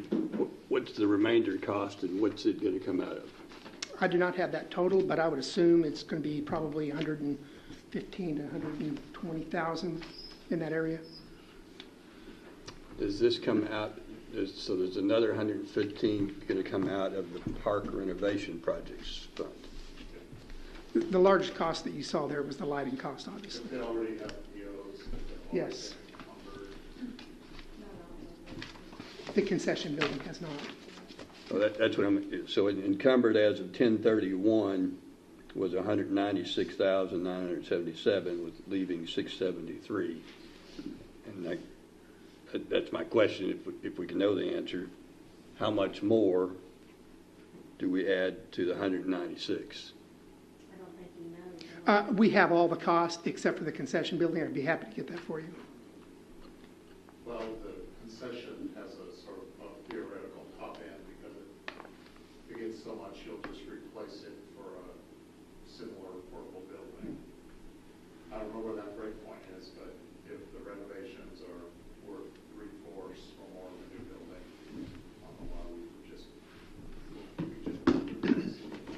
Replacing without the electric is approximately $9,000. Hopefully so it'll come in. That's really Yeah. probably your top end number is 9,000 9 more thousand on top of what?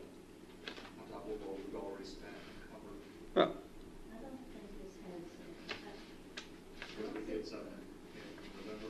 I don't see, yeah, I think some of it's gone into November that you Okay. don't see. that's for example, the fence that's going to be installed in December, have we already paid for that? No. No. All right, so that's not encumbered yet, right?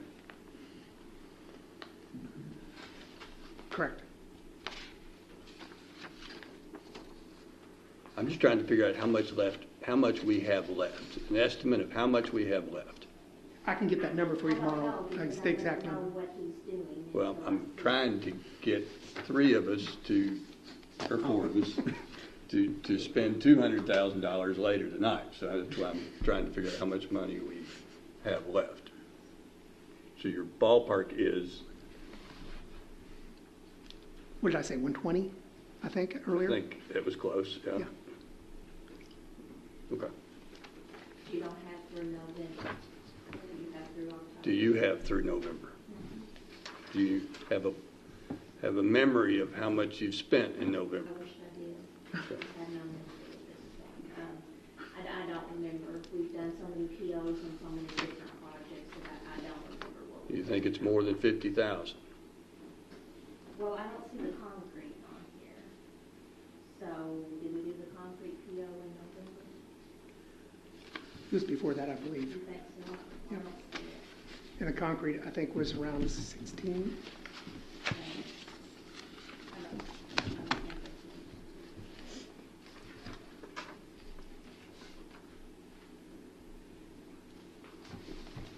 it's Okay.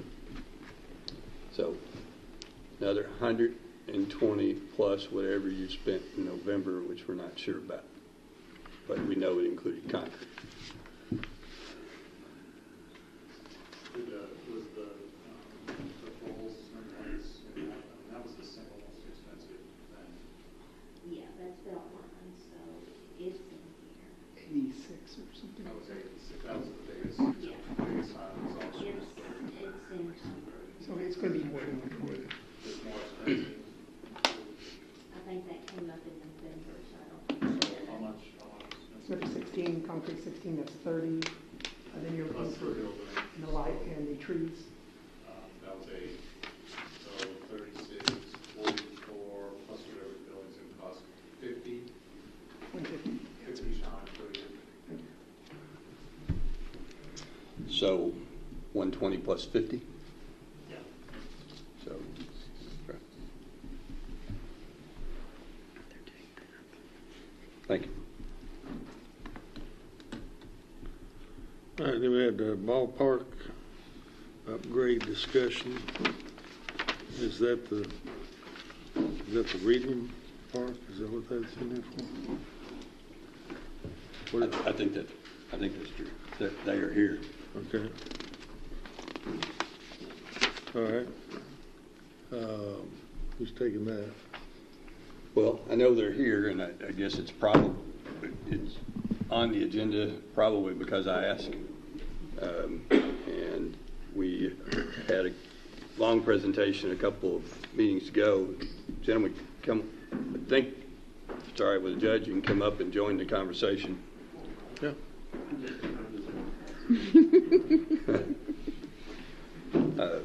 We've been building this presentation piece by piece as we've been giving money out. We've established that both Lone Oak and Heath are satisfied with us putting some money into Reedland. They won't feel butthurt if we do Reedland first, all right?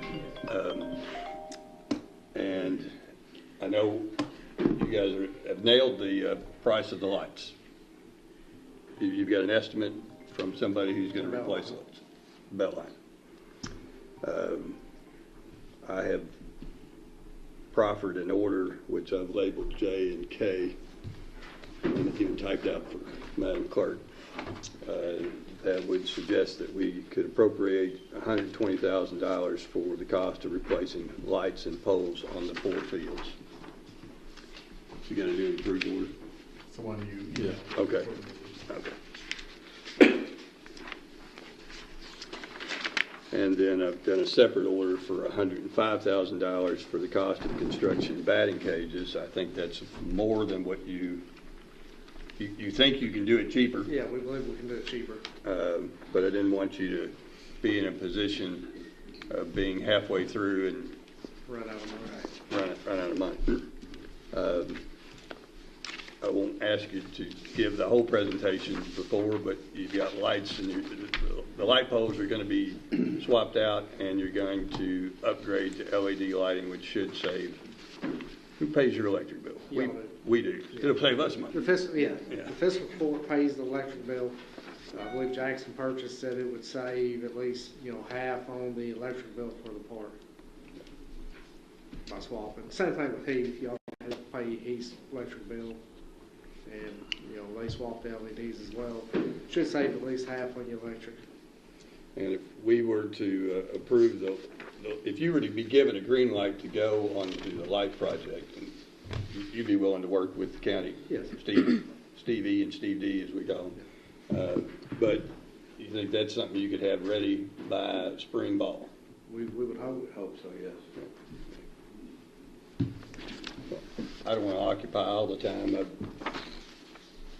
Y'all got questions, but I'm interested in bringing this, what has been a very long discussion over 3 meetings to a decision point. These guys have been great to come to now 3 meetings, and you know a lot more about county government than probably you did before. I've got a legal question. This land is owned by the McCracken County. The ballparks are owned by McCracken County. And we're spending tax money to make improvements there. Do we have to get bids on all this work? Do we have to follow the procurement and bidding? And I mean, I would have to do some research on that and get back to you, but I'd be glad to do that. Yeah. because in the Heath work that was done, we coordinated that, and it was all done by bidding. Is that correct? Most of it was done by bidding. Is that correct? The Heath work. Steve Irving coordinated that and took bids, and they were approved because the money was budgeted.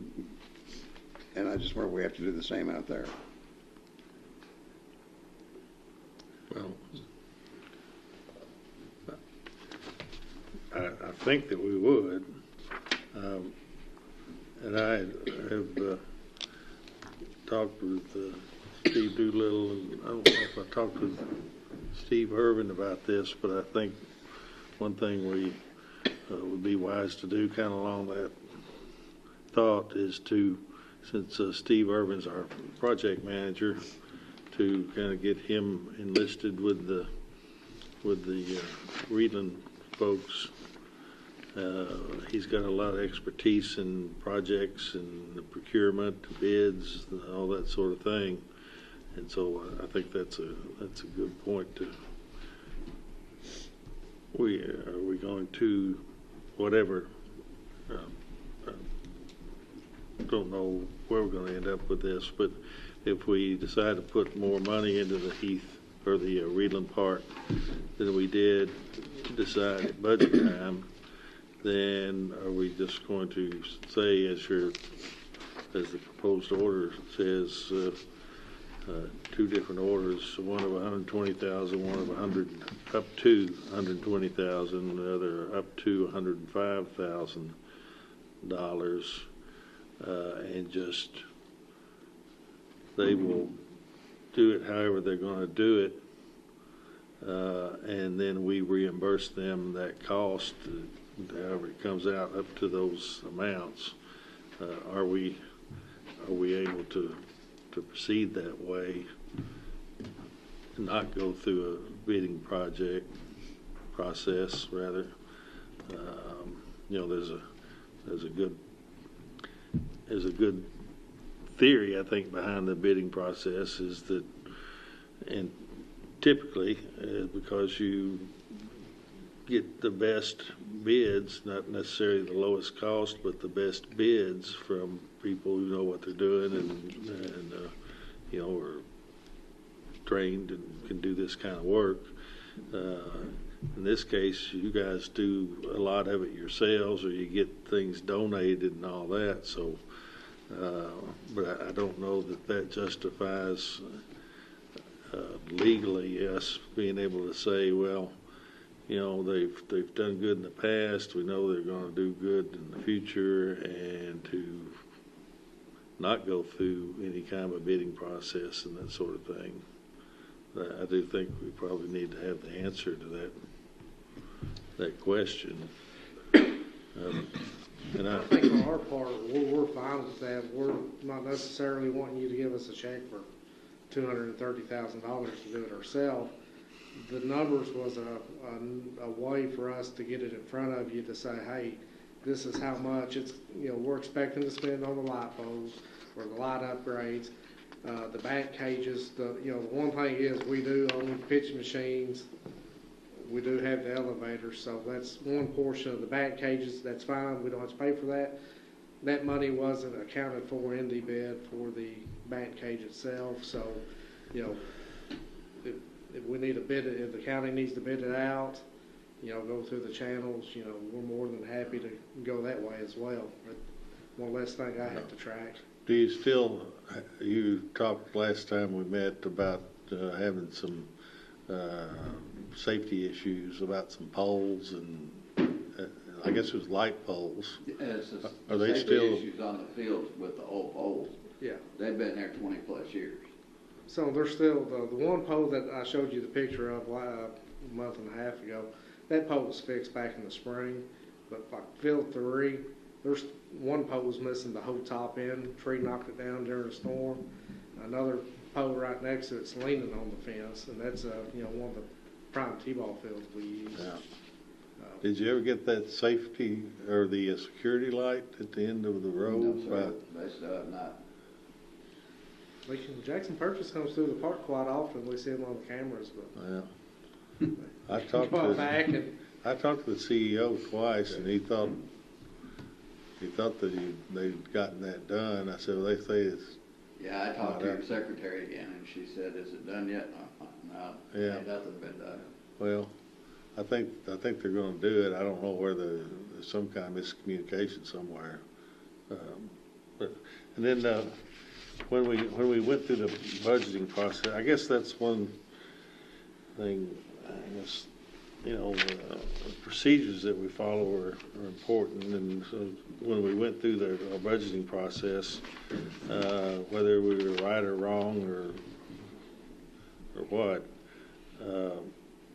Based on an application by the Reedland Farley Baseball Softball Association, we gave $30,000. You got that money, I guess. We budgeted. You got that, and it was. I had understood, and it looked like the application was. That $30,000 was going to be used for the batting cages. Was that used to purchase the batting? No, it's sitting in the checking account right now. We haven't used it. Oh. That was the check you gave us 2 weeks ago. So, but it's just not enough. Yeah, it's just not enough to finish it. Now the batting cages, I think the estimate we got was like 96,000. Yeah. We believe we can get it down to 50. I do know the electrical's going to be about 15,000. Well, we've all had your letter for weeks, and batting cages your estimate was $96,760. So that's what you needed, but you've gotten, we would take 30 off of that. 30 off of that, yeah. Okay. Well, here's the form that you submitted.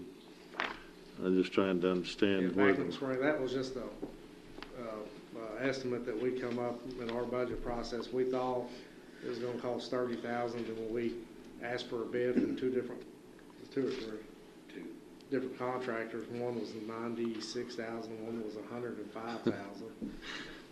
Yeah, everything's gone through the roof.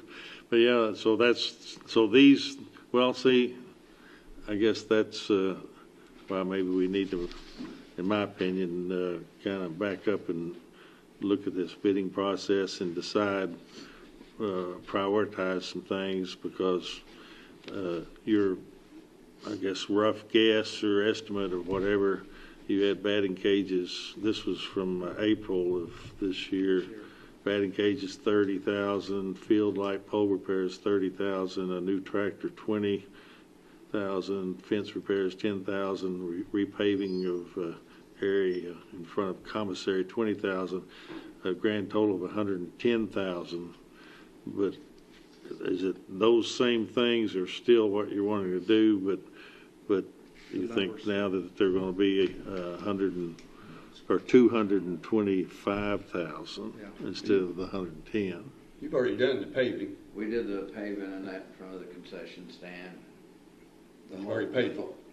We repaved it and had it resealed and everything. That, we paid for that out of the ballpark. You know, what we've made through this year. And the tractor we use isn't even ours, it's a borrowed tractor. Oh. Okay. Did that repaving cost around 20? No, it was 4,500, but we didn't do the whole section either. Oh. We just done Cut out all that was bad and they replaced all that. Yeah. Well, what, So that one can be taken off the table there. That 20. The 20 for what? The paving. The repaving, okay, yeah. The light poles on that list there was for just field 3. That was the estimate. You know, we threw around in-house what it would cost to fix field 3, not, you know, all 4 of the upper fields. Okay. So when Beltline done the estimate, I had them do each field, you know, 1, 2, 4, what was called the 4 upper fields. Field 5 to 6 already, you know, they have metal poles. They don't have LEDs, but all their lights are good. It's just the upper 5 fields with the wood poles. Okay. There's poles leaning towards fences, towards dugouts. There are the old halogen lamps. Jason said last time, you know, there's like $600 for a head. There's probably 5 or 6 heads that's out that we need to replace. Or do you pay $500 for a new LED and be done with it? The bulbs for the halogens are about $60 a piece right now. Are you buying those? Yes, we bought them. We don't make you bid that. But we bought, it was $1,000 for the bulbs we bought in the spring, and we still have probably 6 lights out because of, you know, just bad heads. And the 30,000 you said that we gave you for the batting cages, that's, you still got that in a Yeah, bank that's just account? set in a checking account. But the batting cages, have they been paid for? The machines. We bought machines last year. But you need concrete pad and you need fencing. And electric and the lights. Yeah. So the machines, we come out reasonable. They were used machines. The machines new, it was about $5,500 a piece. And we bought 3 from Maumelle, Arkansas. That was 6 out of those 2,000 a piece, so 6,000. And we bought 2 more from the pack when they shut their back cage down, plus the elevator for $2,500. We bought them this spring. Elevator, what's that? All the balls roll to a pit and it picks them up, puts them back in the machine, so you don't have to let kids go down there and put the balls back in the machines. Okay. We got the coin operating machines that go with them. Yeah. Okay, well. So. I think right now our top priority is gonna be fixing the lights. You know, the vent cages are gonna be nice. We'll figure out a way if the county can't fund it to, you know, finish what we're doing by ourselves. But the light poles, they're getting pretty bad. It's gonna be next year. To me, it makes it's smart to at least quickly take care of anything that's a safety issue. And these poles that are leaning and all, that's what that is. Right? The power boxes, there's, you know, breaker boxes with no covers. You know, anybody can go out there and just start flipping switches on breakers. You know, Brian Sparks the same way. He said anybody can go in there and just start turning breakers on. Well, do you have a rough idea? I mean, we're just talking, trying to. I think we all agree that we love what you're doing out there, and we want to benefit the park. I do like for us to have these discussions once, if possible, and that's usually at budget time, and we make that decision. Maybe we, well, I mean, your request was for $30,000, and we gave you what you asked for. But I understand you just had rough estimates, and so you missed. Yeah, the prices are gone ridiculous. Way off. Yeah. So we gave you what you asked for. What do you have a more accurate estimate of what would take care of the most pressing needs right now? We're going to come around to a budget time again.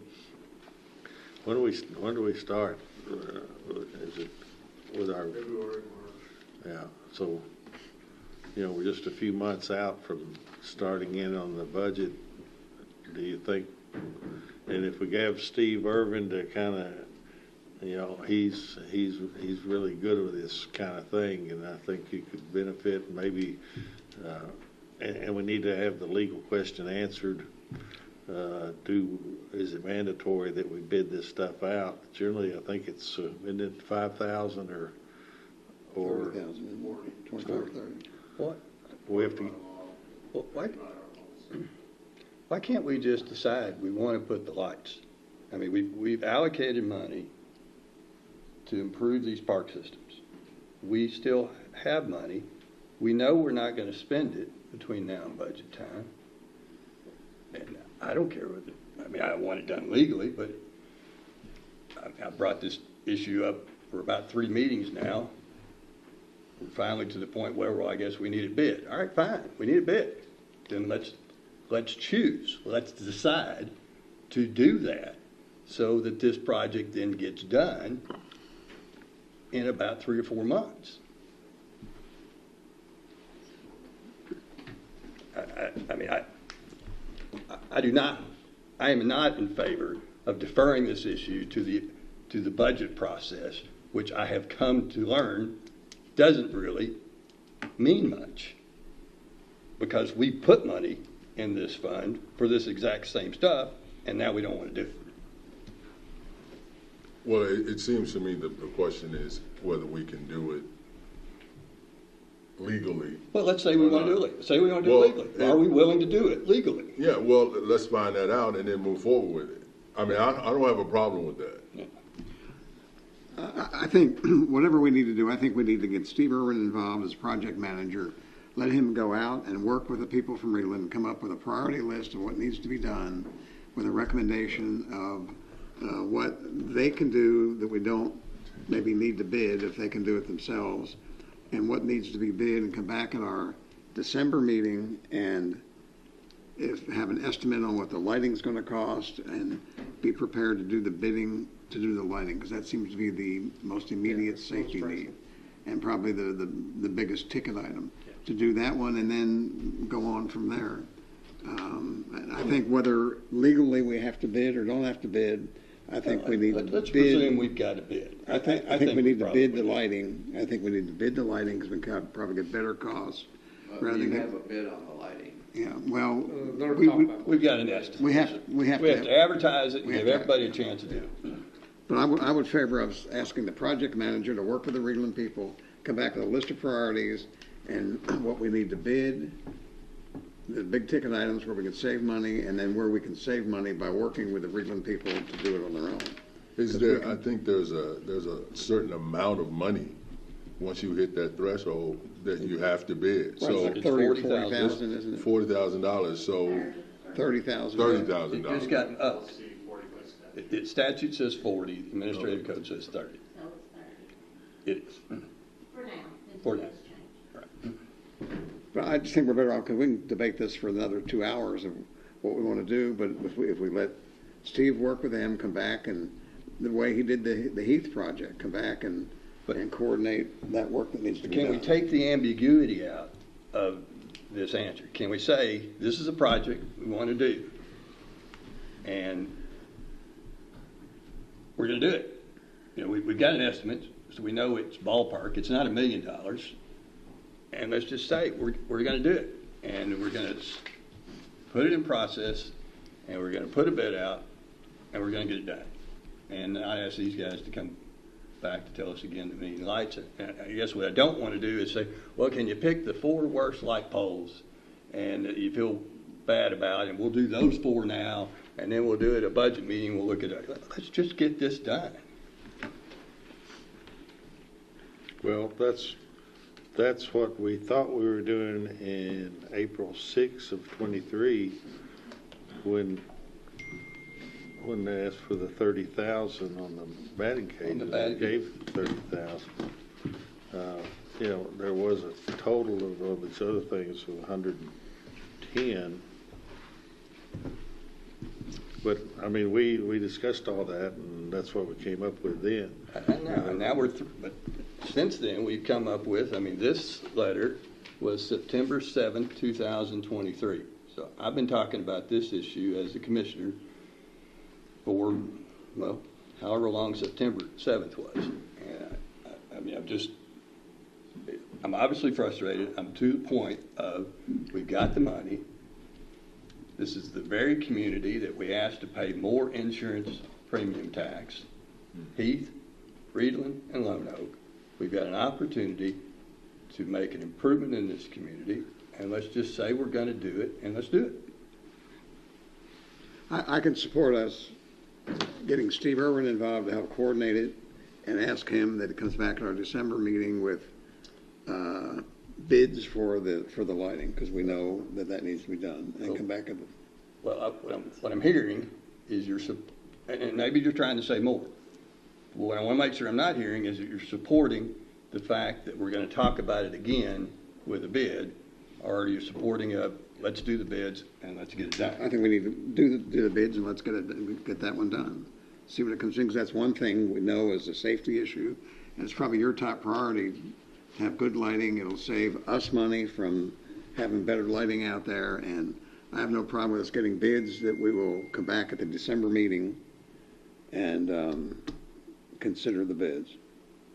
And then with the other things that need to be done, put together a priority list and what can be done out there, what needs to be bid, and what estimates are. And you know, Steve can use in coordination with the people from Reedland, because we've ignored these parks since the first lights were turned on at them. I don't think the county's done much for any of the parks. I mean, Lone Oak has a outstanding park because of its structure of being a community park and coordinated by the Lions Club out there, and other things go on.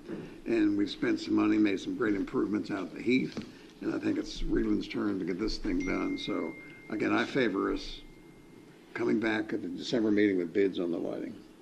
Well, I mean, my point is just, if I have one, is that we made this, I don't know when we cut the check for the 30,000, but in our budgeting process, they submitted this in April.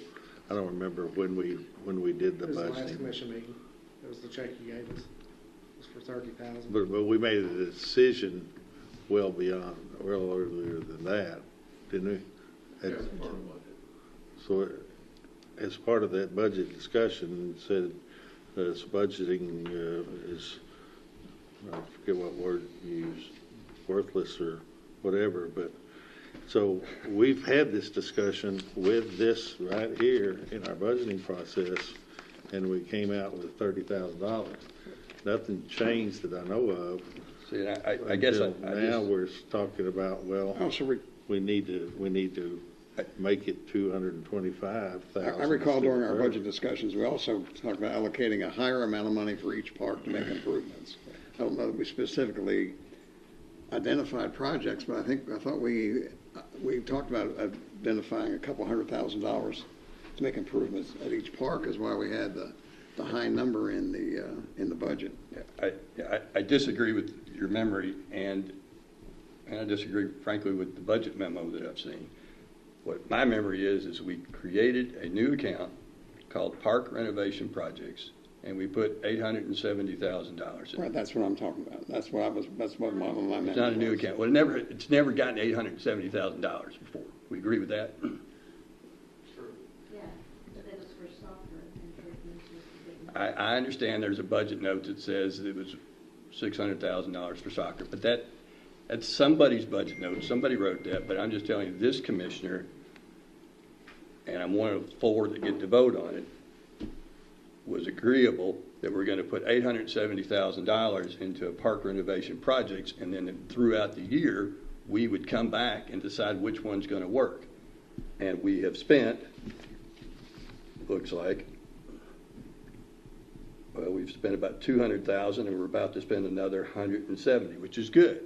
But that means we've got about $500,000 more we can spend, and nobody since budget meetings, which were in March and April, has brought up, submitted one picture, one estimate about what we're going to do at the soccer park. So I have to conclude that we're not going to spend $600,000 on the soccer park, and that was never necessarily my intention as far as what I was seeing, albeit I still think, I ran for office to try and put a bathroom on those soccer fields. I'd still like to do that. I just don't know how to do that part.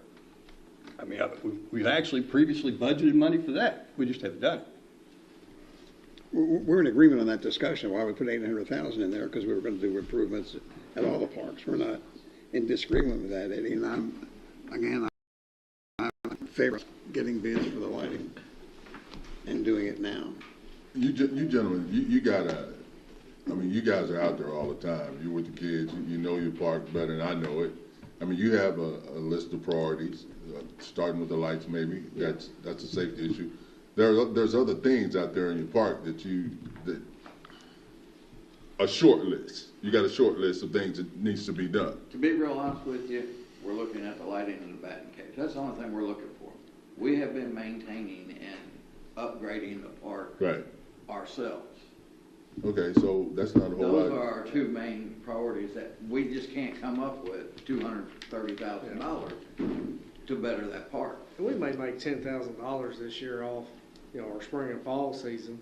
That's what we have to use to improve the park with. Well, my point is this: then get the appropriate estimates on those 2 things, and turn it in, and let's move on with it. When we done the spring budget, that wasn't an appropriate estimate. That was, our board sent around throwing darts, saying, hey, we think it's going to cost this. We were off. We come back this fall, we got a proper estimate from Beltline. I dealt with Hector over at Beltline.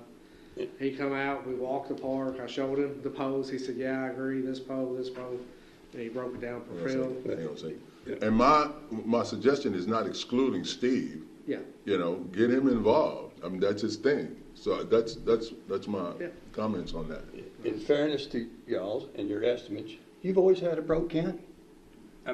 We've never had $870,000 in a park renovations project before, so I can see why you might not have put as much time into your estimate. This is a new, nice problem that we have. We've got some money to improve county parks. And I figured last year, after year end, I sat down, and what we spent, what we made, we truly should be charging the kids $150 for each kid that plays ball at the park. sure he's probably the same thing. You know, we're paying $14 a bag per child. Insurance was $12 or $13 a player this year. You know, when we're trying to keep the rates low, you know, our highest rate's $75. Brian, you're 70, 75. Our cheapest is T-ball's 55, and you know, they're playing 14 games. We're paying. And you keep the rates low by smoking bologna so you can smell a great smoked bologna sandwich. Hey, that's good stuff. And that's how you do it. Is you volunteer and you're making money off concessions. You know, me and Dwayne's out there and the other boards painting, you know, painting bathrooms and cleaning toilets. You know, typically we mow, cut the grass ourselves. You know, we're not doing anything above and beyond normal. We're just trying to improve our little community park. Yeah, because when I took it over 4 years ago, it should have been closed. And we have brought it back up. When I first took over, we had 8 teams. We got 20 plus teams now. I mean, we're growing, and that's kind of where we stand. You know, we can't leave Heath out either. You know, they're a county park. And, you know, last few times I've been in here, you know. They're getting something. I mean, they did. You know, they're getting some pretty stuff this week. Apparently, going to be done December, and they're next. You know, I mean, in my opinion, I'm just 1/4, but they're next after we put a little money in Reedley. I don't know how to push it to a vote. Obviously, it sounds like the order I've drafted is one that we shouldn't vote on, but. Well, can we just, I mean, I agree with what Bill's saying.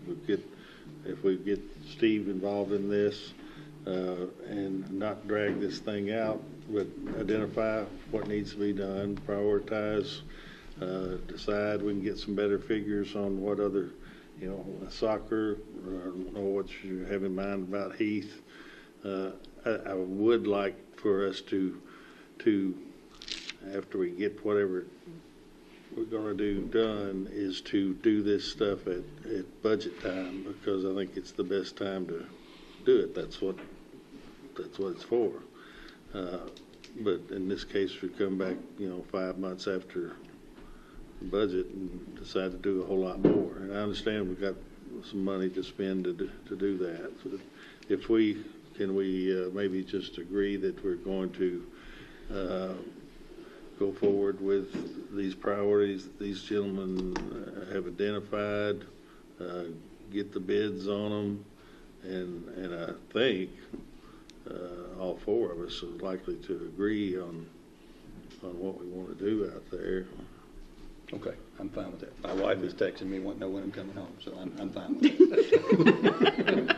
Are we talking about getting immediate bids for the lighting? You talking about it? This is your conversation, man. You can't leave. Eddie, are we talking about getting immediate bids for the lighting?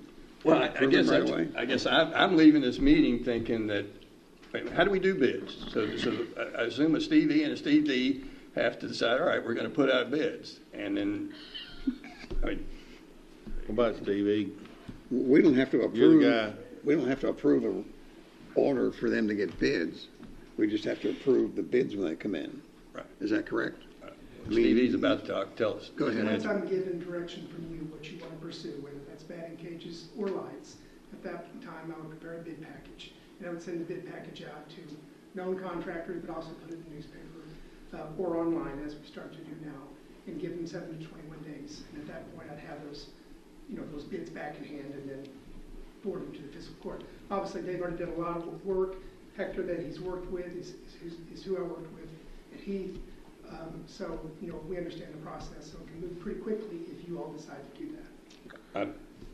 Well, I think the batting cages, lights, and these boxes, breaker boxes you're talking about, surely that's not astronomical. I mean, we could always throw out bids for more things, but why don't you get with them, go out there and see what they're talking about. Maybe the 3 of y'all can agree on what should be the priorities. We'll get the bids sent out. It doesn't hurt to get bids on things that we may not do. There's a $20,000 new tractor. She calling him too.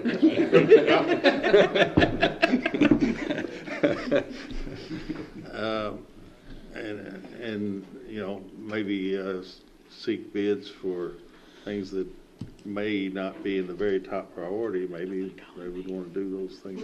We could definitely put a priority list together, which they've already done. Yeah. The tractor you're referring to won't require a bid.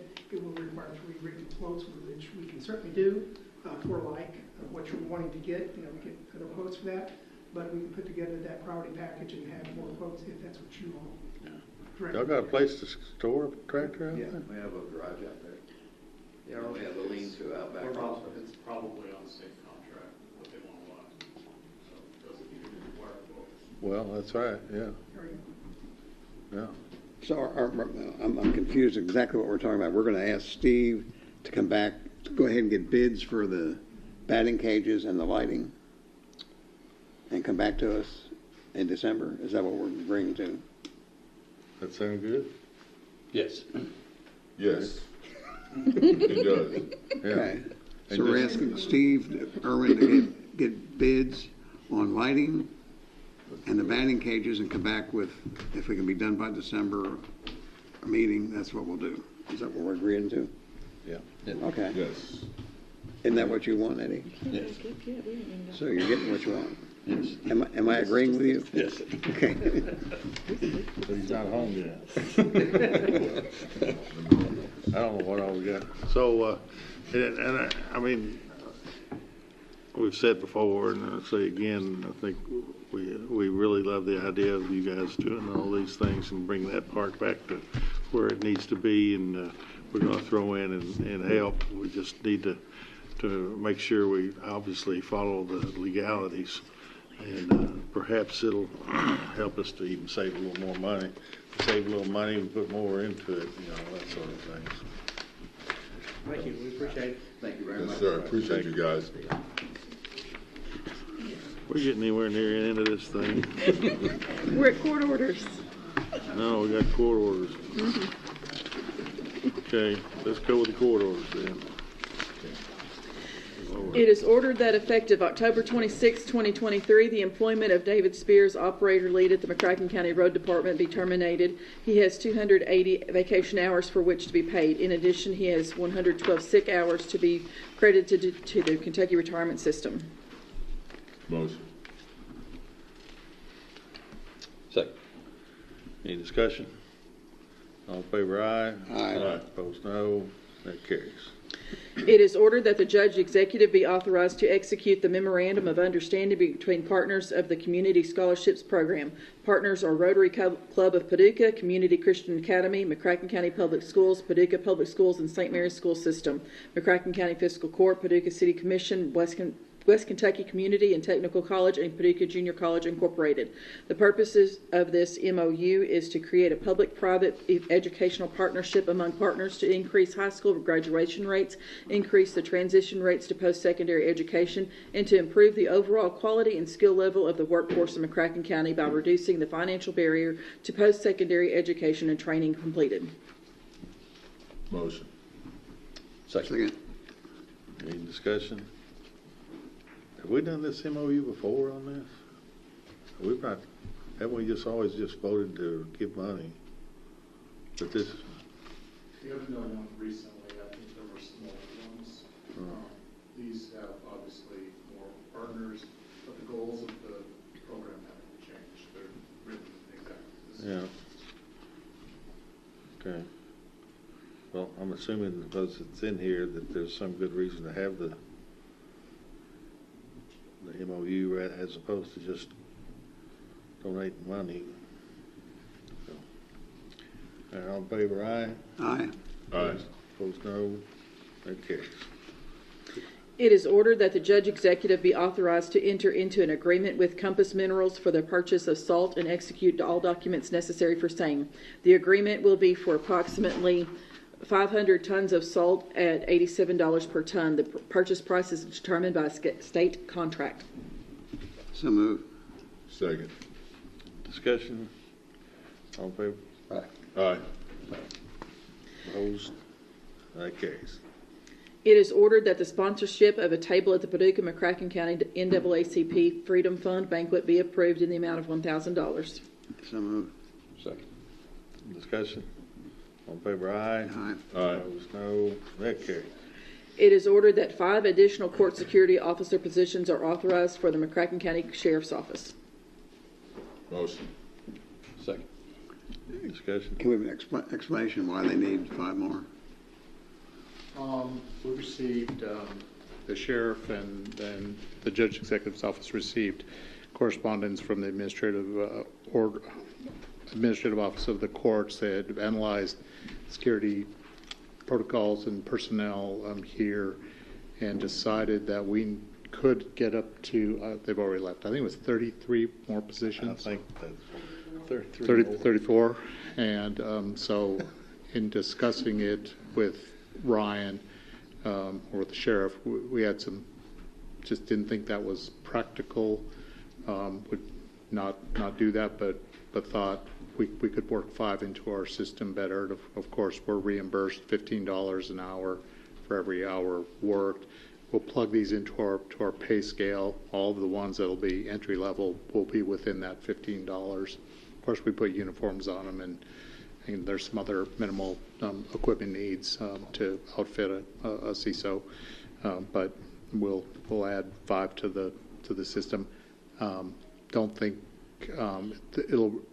it won't affect our budget at all in the short run. If they stay a long time and they get above scale, then it'll eat into that $15, and we'll be contributing a little bit. But initially, we should see little or no impact to budget.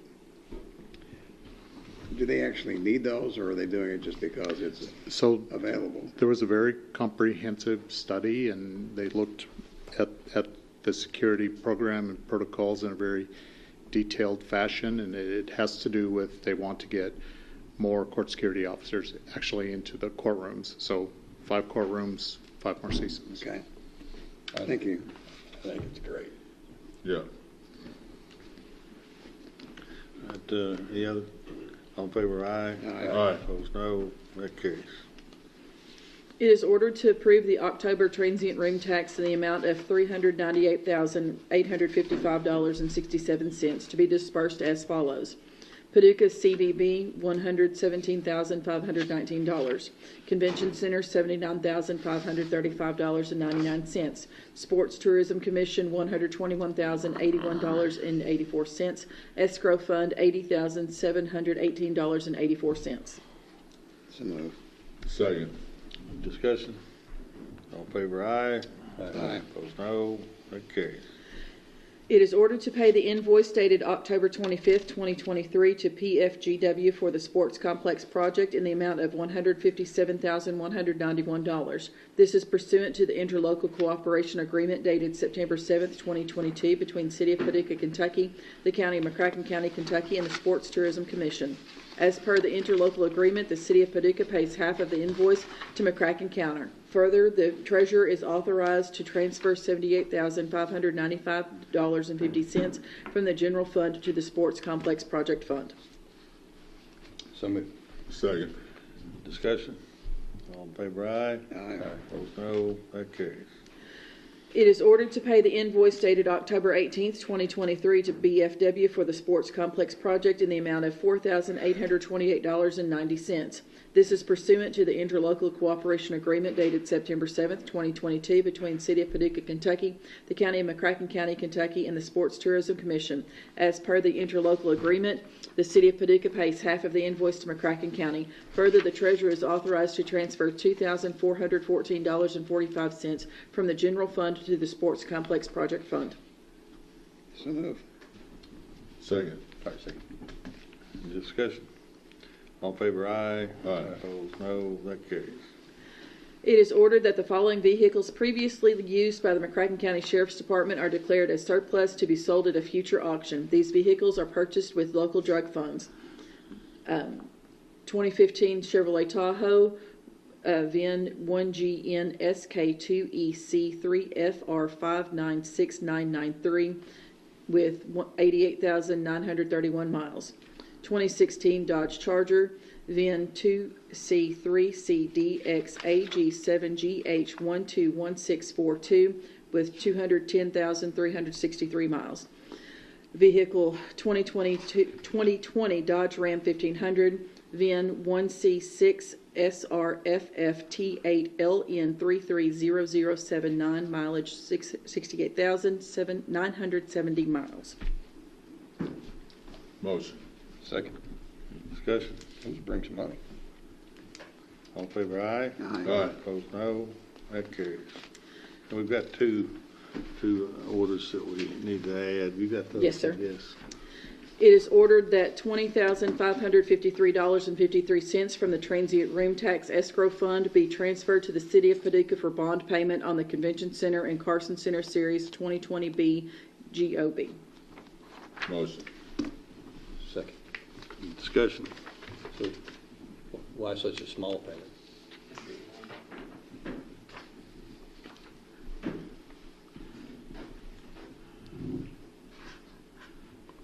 Were you going to say anything else? Okay. I'm getting ready for the next thing. Okay. All in favor, aye? Aye. Opposed, no. That carries. It is ordered to pay the November 2023 credit card bill to U.S. Bank Incorporated in the amount of $2,531.46. Motion. Second. Any discussion? All in favor? Do we- Okay. Well, is that how we normally pay the credit card? No, because, in anticipation of the, November 27th meeting to be canceled, this credit card payment came in too late to get on the bill list, but it'll be due before the next meeting, and there'll be penalties if we don't get it paid. Gotcha. Thank you. All in favor, aye? Aye. Opposed, no. That carries. We done? There's an ordinance. Ordinance. Good Lord. It is hereby ordered that pursuant to KRS Chapter 67, the first reading of ordinance number 2023-18 shall be conducted in summary format as follows. Commonwealth of Kentucky, McCracken County Fiscal Court, ordinance number 2023-18. An ordinance amending the official McCracken County zoning map by updating zone boundaries to accurately reflect the validly existing McCracken County zoning regulations. The present ordinance amends the McCracken County zoning map so that its boundaries accurately reflect the validly existing zoning regulations. This action is taken at the recommendation of the McCracken County Planning Commission following their public hearing on the topic. The only map amendments relate to zone boundaries and do not change the zoning classification of any parcel. Certification.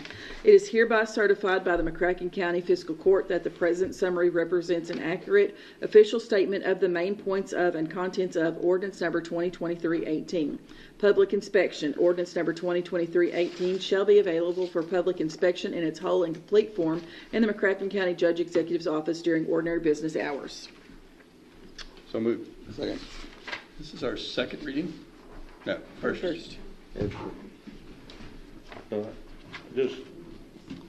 hate to drag this out any further, but how, if the map amendments relate to zone boundaries, and it says, but they do not change the zoning classification of any parcel. That is a great observation. We're going to demonstrate to you the necessity for this ordinance and what has happened. So back in 2000, and I'll be brief, back in 2000 when I originally did the zoning ordinance has two parts. It has the text and it has the map. The map was developed on a rudimentary GIS system called Map Info, and the map that it used was something called a Tiger file, and this is a census map. This is what a sort of a more modern one looks like. We call them single line base maps. It was just roads that weren't perfectly curved. They were just kind of in jagged sections. And you get maybe some water features and just road features. And that's it. In fact, it'd probably be very similar to what a Google map would look like. It's just the roads are just represented typically as single lines, and you get some streams and water features, but you don't get property lines. You don't get the image underneath. Shortly, and that's what we used here, nice accurate map. Shortly after I left, they decided to put the McCracken County zoning map onto the current system, the current mapping system that we enjoy. So this is the same area of the Google map that I showed you, but it shows the property lines, the image underneath, same location of water features, and it's done in a much more highly accurate method. When they picked up they're called shape files, the zones, when they picked them up from the old system and put them into the new system, they didn't quite fit. And we lived like that, and everyone was kind of reluctant to touch it or deal with it because of the zoning controversies the county had. But I'm quite proud to say that Greg has taken that project on and efforted to fix this to make it match the mapping that we actually use. So we can demonstrate that easily right here. We hired a contractor to do this, to take our existing map and make it fit, or make it better fit the new map. And they built a very clever tool for us. Here, I think I can show you how it works. If I can get near the country club.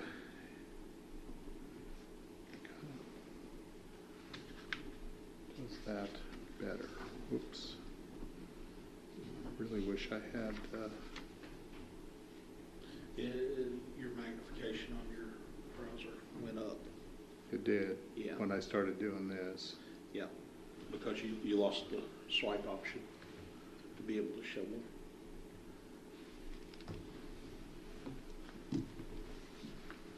And I maybe don't have enough internet. Here, maybe this will do it. Here, turn the swipe on. I'm gonna leave it right here. So this is what happened. The purple shows, that's the city of Paducah. The yellow is us, and you will see how it didn't quite follow the road. And it also, was real jagged. And we created areas on the map that had a gap, because the current map we use is much more accurate than the old one. So what, I think I already have the swipe on. Yeah, it is.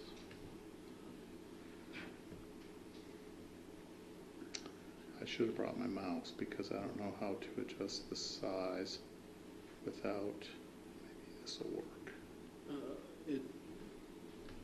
Adjust your size, go up here, you should be able to, yeah, your zoom, take the zoom down, I don't know why. Maybe that would be a little bit better. And where's this swipe thing? Here it is, right here. Yeah. Okay, but it didn't come into the middle. Well, I can do it by toggling it on and off. So you can see our old zone map, how it didn't fit properly, nor did it follow roads, nor did it follow property lines. So we fixed it to do all that. No, that's, darn it, I need my mouse.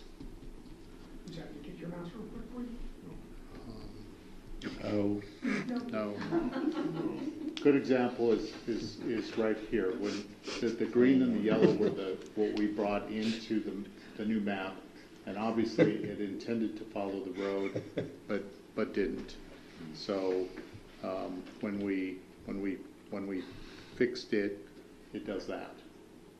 This is the best example I can show without my mouse. We got better technology, and now we have a better map. We have a better map, and the shapes, unfortunately, when the shapes were brought in, they didn't quite fit the more highly accurate map. They fit a map where the road followed it. So all we're doing is this. Does that make sense? for all 220 miles of county zoning. It's a lot of this. Like, see this little, the triangle here was supposed to be just red. Well, it didn't fit on the new map, so we just did that, so that it does just perfectly fit into it. So what this does, it just conforms the map with the written zoning to make sure It that. makes the modern map conform with the original shape files. And it's the way we interpret it, it's the way we practice it. We would say that that red thing there represents the correct zoning for that property. We had an issue at one time that when the original zoning was done, I don't remember that these numbers are exactly correct, where you go off like maybe US 60 and go 250 feet back and make it a certain zone, so that there was a problem in some that maybe the property went back 300 feet. Has all that stuff been corrected, or does this correct that? Or was that corrected earlier? Yes, well, so what happened when we drew the zoning layers on the single line base map, it said we want the zoning to go back 250 feet. When you lay it on this map and the actual right-of-way width is 200 feet, it looked like the zoning only covered just the very frontage of the property. Yeah. When in reality, we knew it was meant to go 250 feet back to the property line. So this now takes all that into. That corrects all that. So that's the purpose of the ordinance, and that, Judge, is why it says we're not changing anybody's zone. It's just correcting. You'll see language that the county attorney put in to correct drafting errors and mechanical errors. That's what it was. It was a drafting and mechanical problem. There will be no victims. There will be no victims. All right, then. I didn't even go further to show just how much of a living, changing document it is. We had letters go out today for a zone change public hearing that will happen before our next fiscal court meeting. But that zone change won't go final before this would have its second reading. So, yeah, the map is constantly changing. But this way we've got something good to work with. Any other comments, questions? I'm for it. All right. Need to get you home. Yes, Is there a motion to adjourn? Motion. Did we vote on the ordinance? No. Oh, we don't. need It's first a- reading. First reading, yeah. Well, we still need to vote yea or nay. Oh, okay. Need to do what? So Do what? moved in second. She wants us to vote on the ordinance. Oh, I thought we did. All in favor? all in favor, aye. Aye. Opposed, Thank no. you. Okay. Thank you. Do we have a motion to adjourn? And As much fun as this Yeah, is, I'll make that we need a motion. second? Second. Thank you. All in favor, aye. Aye. Thank Opposed, you. no. Okay. I think we set a record for a 3.5 hour meeting.